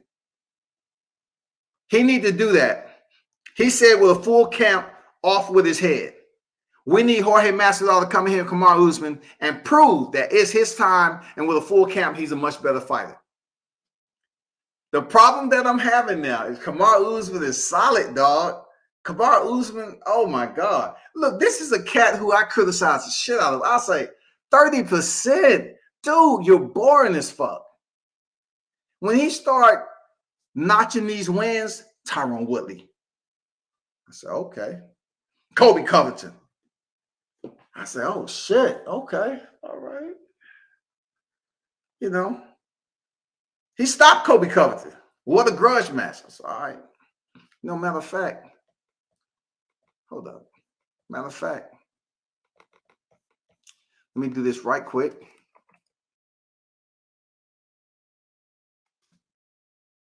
Let's look at the Nigerian nightmare right quick. This is going to be a good fight. Hey, a lot of people waiting on this fight because Jorge Masvidal, he has a huge following, y'all. He has a huge following. So check this out. Kamaru Usman, who's facing Jorge Masvidal, 18-1, right? But peep this out, though. He has never lost in the UFC. Kamaru Usman only lost at CFA, all right? Combat Fighting Alliance. Boom. He's undefeated in the Ultimate Fighter Championship in the UFC. He's 33 years old. This is where it becomes special for Kamaru Usman on his championship run. He took the belt. Look right here. He took the belt from Tyron Woodley. Defeated Kobe Covington. Defeated Jorge Masvidal. So he has 2 title defenses. He just defeated Gilbert Burns, a teammate, a previous teammate of his. He stopped him in round 3, ground and pound. Gilbert Burns, a multi-time BJJ world champion. He defeated him with ground and pound. Now he's going in for his 4th defense. Just that easy. His 4th defense. Tyron Woodley had 4 defenses. Tyron Woodley crushed Robbie Lawler in round 1. He had a draw and a win over Stephen Wonderboy Thompson. And then he had a win over Damian Maia. He will equal Tyron Woodley's middleweight defense. Now, I'm just putting him with somebody as a recent, right? But him and Jorge Masvidal will fight next month on the 24th. Let's look at Jorge Masvidal right quick. Look at that record. This is another thing what I like about mixed martial arts. Look at that record. 35-14, and he's on the championship. Look, he's fighting for a championship again, y'all. This shit can't happen in boxing. You can't have a record like this and lose. Look, Jorge Masvidal lost. Look, he lost July 2020 as a last-minute replacement for a championship fight. He's back less than a year later. He hasn't fought nobody. He's about to step in there for a championship again. Only in mixed martial arts, man. Only mixed martial arts. Real talk. Look at this shit. Look at this right here. This is very important. Look at that. He's getting up in age. This is the fight. 36 years old. He's getting up in age. But in mixed martial arts, the age doesn't really reciprocate the same as boxing miles. You know what I'm saying? But look, when you have 35, look how many fights he has, man. Over 45 professional mixed martial arts fights. Game bread. It's going to be a tough fight, man. I cannot sit up here and tell you all. I don't know, man. Man, Jorge Masvidal, he's going to have to bring his striking game to a whole nother level to defeat Kamaru Usman. Seriously. Forget about that Ben Askren shit. He's going to need a better performance than Nate Diaz. I'm telling you, man. He's going to have a better performance than Darren Till. He's going to have the best performance of his entire career because Kamaru Usman right here has wrestling. He has solid takedown defense, and he can motherfucking box. All those variables spell trouble for Jorge Masvidal. Guarantee it. Trouble, trouble, trouble, shouty. Agreed, WCS, but remember that it was calling him out, that it was Usman calling him out. Well, Jorge Masvidal wanted the fight too. He said the fact that he did Dana White a favor by stepping in for Gilbert Burns, who caught COVID-19. Jorge Masvidal went in there in a championship fight and last minute notice and lost. So therefore, he wanted to come back on a full camp and fight for the title again. He wants to be world champion. The BMF belt means nothing when it comes down to it at the end of the day. So he wants to come back in there and fight one of the best that's in the game right here, Kamaru Usman. So whether Kamaru Usman called him out or Jorge, it doesn't matter. It's the fact that Jorge Masvidal, with everything he's amassed, he has to win. He has to motherfucking win. He has to beat Kamaru Usman. Else he's pretty much done with title shots as long as Kamaru Usman is in that seat. He's done. It don't matter if he went in there as a last-minute replacement. Full camp this time. If he doesn't go in there and beat Kamaru Usman, he's just going to be a fighter with over 40-something fights fighting. He's going to get paid well, too. That's why I love MMA fighters. Take a loss or two, wipe that crap off, and come back swinging another day. Yep. That's why I like the Muddy Flats, man. That's why mixed martial arts is doing this damn thing. And a lot of it, like, you need to stay close to mixed martial arts to understand the names. Because the names aren't as popular mainstream as boxing names. You know what I'm saying? Like we talk about these popular boxers and their name is all the way up here. But the popular mixed martial artists within the MMA community, the name, you know what I'm saying? It's a different vibe. I'm not gonna lie, it's a different type of energy. But yeah, I'm definitely gonna stop back on here and talk about this incredible fight that's coming up with my girl Thug Rose Namajunas and Zhang Weili, man.